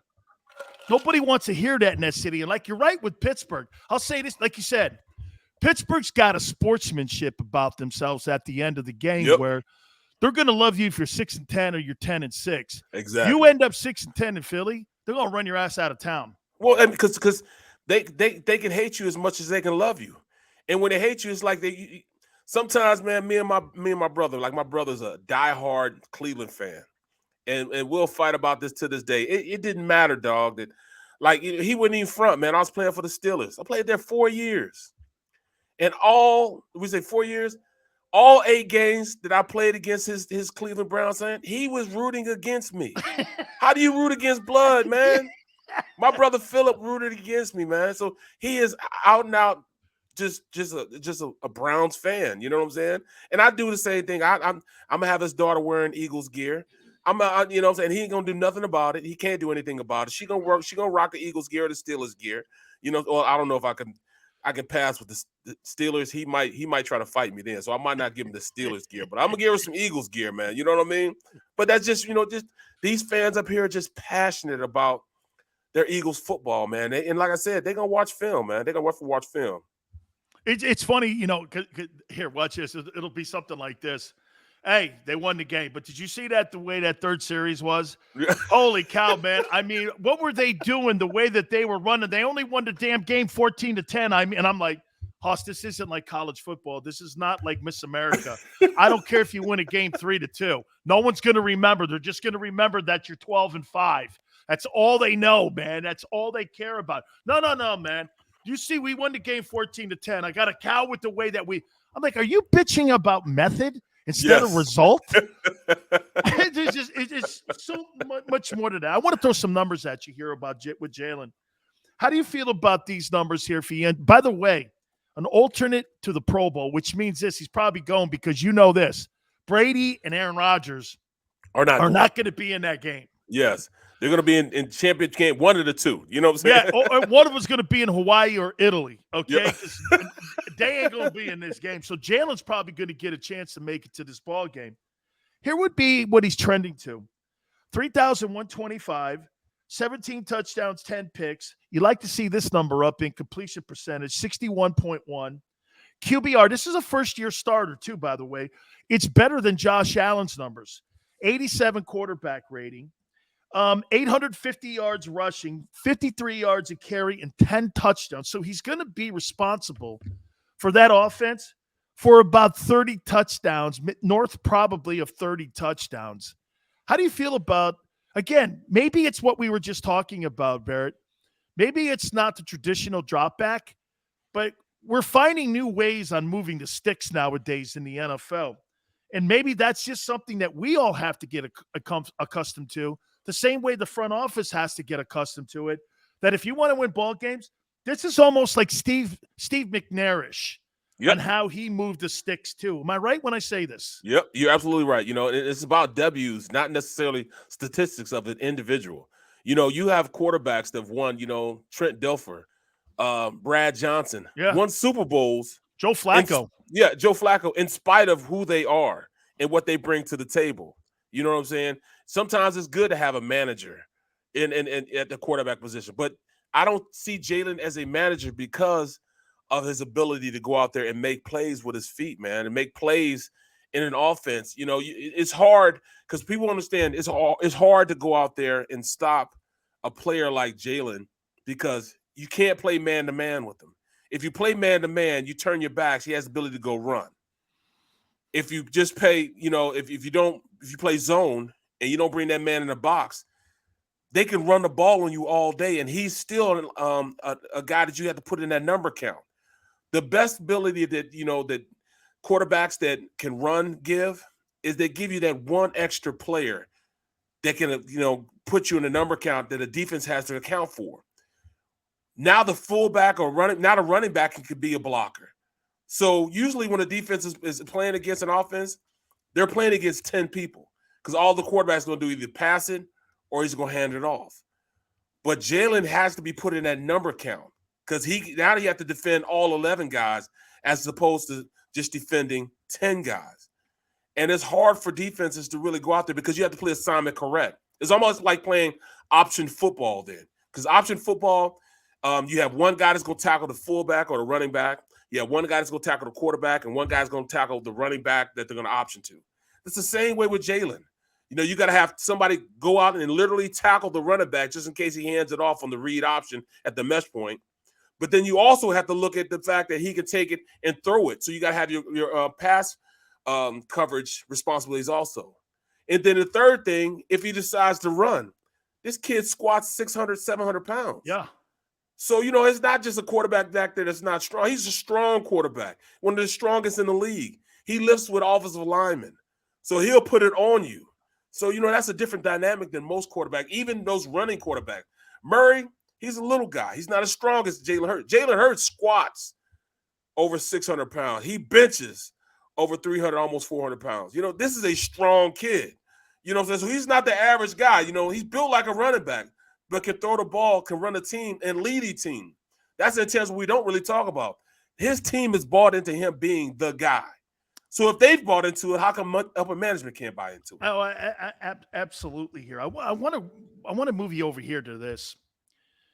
Who's done the best coaching job this year? Before we get to the top 10, who's done the best coaching job this year? Brian Flores with the Dolphins.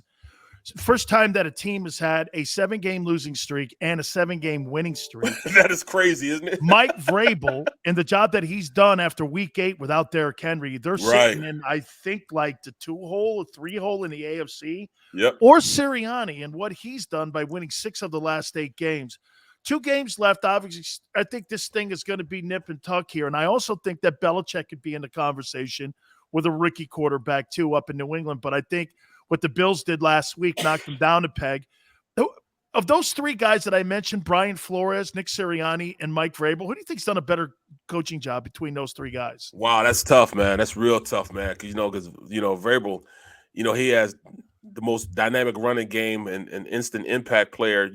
Being down and having to coach past that, that's tough. But Nick, taking his team and taking on an identity that he didn't necessarily want to take and had to take, and they didn't want him to take. That's huge.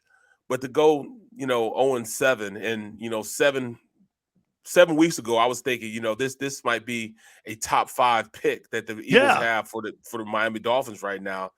To now, winning 7 straight games. I don't care who quarterback or what team, in 7 straight games in the NFL. Crazy. That's a lot, man. That's unbelievable to lose 7 and then win 7. So I have to go with Flores, man. He's changed how you look at that Dolphins team. You know, I'm looking at them like they're contenders. You thought that the Bills were going to take it at the beginning of the year, and then halfway through the year, Belichick and his New England team, you thought they were going to take it. Well, now I'm thinking, look, they might take the division. You know what I mean? So that's how dynamic that change and that flip-flop has become. He's done a hell of a job down there. Have you changed your opinion on Tua? Yeah. Yeah, me too.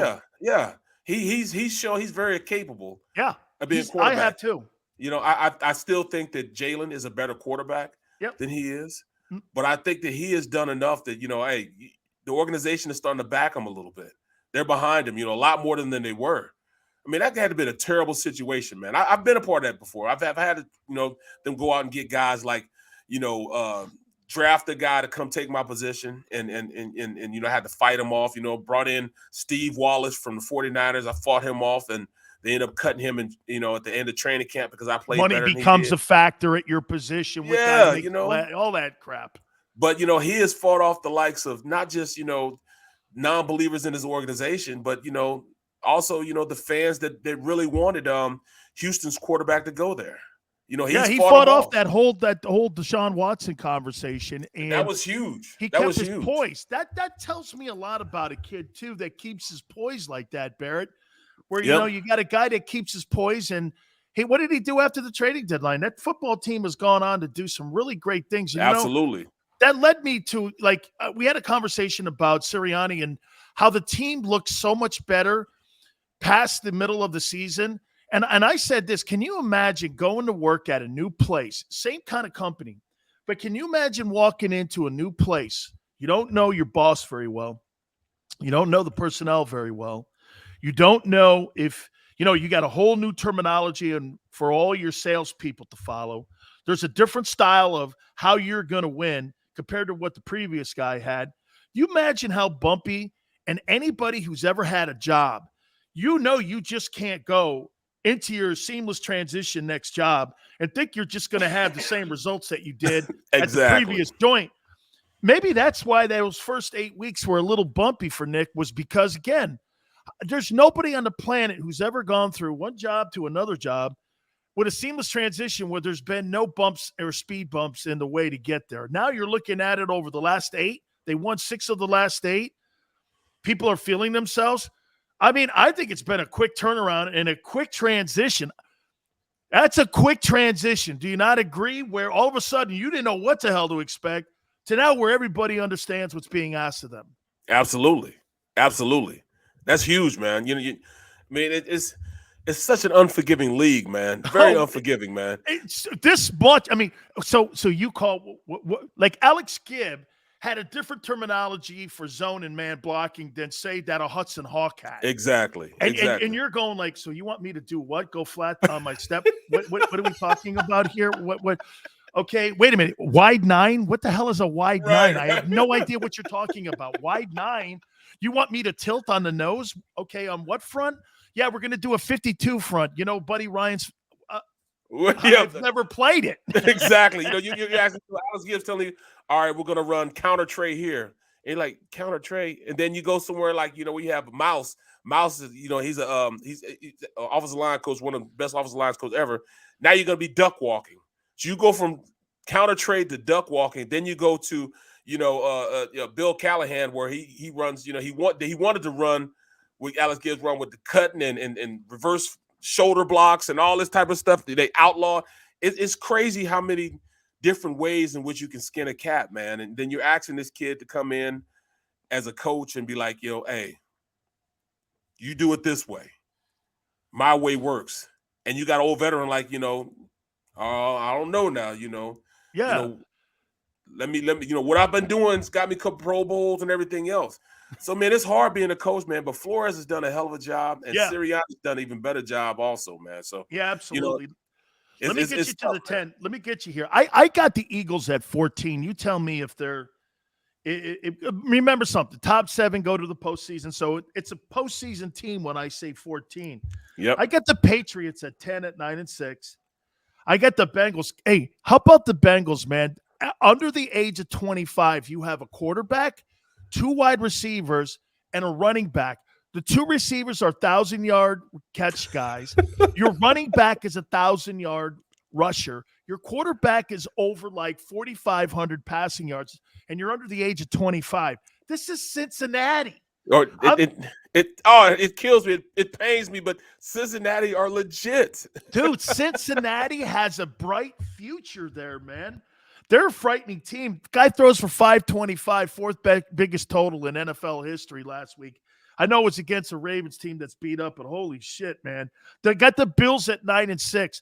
I want to see the Bills be more consistent. I don't believe in their run game still. I think Josh Allen's awesome. They need to get a running back instead of a bunch of running backs. Yeah, you can't have Josh Allen being your lead back, man. Right. I mean, I got the Colts at 9-6. Oh, by the way, did you see the NFL change their COVID? It's no longer 10-day quarantine. It's 5 days now.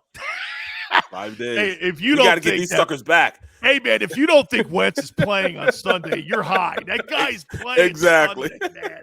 Okay. I got the Titans at 6 at 10-5, and supposedly they're getting Derrick Henry back. Hey, you want to hear a freaky stat? Going into last week's game with 3 games remaining, you know that Derrick Henry was 5th in the NFL in rushing still? What? Missing 8 weeks. Hey, he missed 8 weeks, Barrett. He was still 5th. And if I'm an O-lineman, I look over at my bosses going, hey, there's a bonus in on that now. If we're in the top 5, top 10 in rushing, there's a bonus in there somewhere. Yes, man. sir. So they may get him back for the opening round of the playoffs. That would make that team frightening. I got the Bucks at 11-4. I think Leonard Fournette will be healthy by the postseason. I think that's going to be a tough one there. The Cowboys, what do you think of the Cowboys? I got them at 11-4. What do you make of them? Legit. Really? I honestly think they're the second best team right now. Second best team in the league. I got them number 2. Okay, you got them number. I got the Rams at 3 at 11-4. My problem with the Rams, you can run on them. Yep. Okay? You can't pass it, but you can run. But you can run on them. How about this too? And I think it started with the Eagle game. I got the Chiefs sitting there at the 2 hole. I think it's because, and it's not because of Mahomes' play. I think it's because of Chris Jones and that defense and what they've been able to do in stopping the run and being able to play a little bit better. Honey Badger's been great for that team. And there's Kansas City sitting there at 11-4, and I got the Packers at 12-3. Hey, by the way, Rasul Douglas, dude. They let him go with the Eagles. Dude, they cut that guy? Yes, they cut him. And he started for him like for half his career. He started. Hoss, that guy has been the difference on that team. Right. They said because he ran a 4.5 40, he wasn't good enough. He's big, well, Jerry Rice ran a 4.7 at the combine, so right. Take that for what it is. Exactly. Sewell has went out there and changed his whole career. In fact, there's so many guys that lead the Eagles that go out. Sidney Jones with he goes out to Seattle. He's balling now. But Rasul Douglas has changed that whole defense by himself, man. By himself. You know what Gary said? Gary said that Schwartz had such a boxed offense, a boxed defense that he didn't allow him to roam. And what they're doing in Green Bay, they're allowing him like Diggs in Dallas to do. You're going to get some big plays thrown on him, but you're also going to get big plays going the other way on him. If you just let that guy play a little bit more, you don't want freelancing, but what you want is to be able to have a guy who uses athletic. They used to do that with Dion. Yep. Dion, I mean, his speed, he used to goat people into trying to throw the ball over there because of his great speed, and he would bait you into it. That's kind of what these two dudes do here. And Diggs is a 4.5 guy also. Diggs is a 4.5 guy. They said he wasn't fast enough to play corner in the league. And there he is, has 11. He has a letter. Is it 11? I think it's something like that, yeah. I mean, Rasul, and he just didn't fit with the Eagles as far as, what Schwartz wanted to do. Schwartz wanted to run that picket fence defense. He played guys off too far. Rasul is one of those guys, he's a big corner. So he wanted, kind of stab you and then run with you. He didn't want you to just get scot-free off the line. And that's what they're allowing Rasul to do. Rasul can use his athleticism, but more so his length. Both of those guys are tall, lanky guys that may not be fast, but they can run well in space. They can move their hips. They can stab you, run with you. You know what I'm saying? Interrupt you're getting off the ball and your speed, and it interrupts what the quarterback sees. If you allow them to do that, man, they are big time picks, man. Big time. How about this? So you think the Cowboys are going to the Super Bowl? You know what? Right now, looking between the two of them, if I line both of them up right now, I really think that they would beat the Packers, and only because that defense could put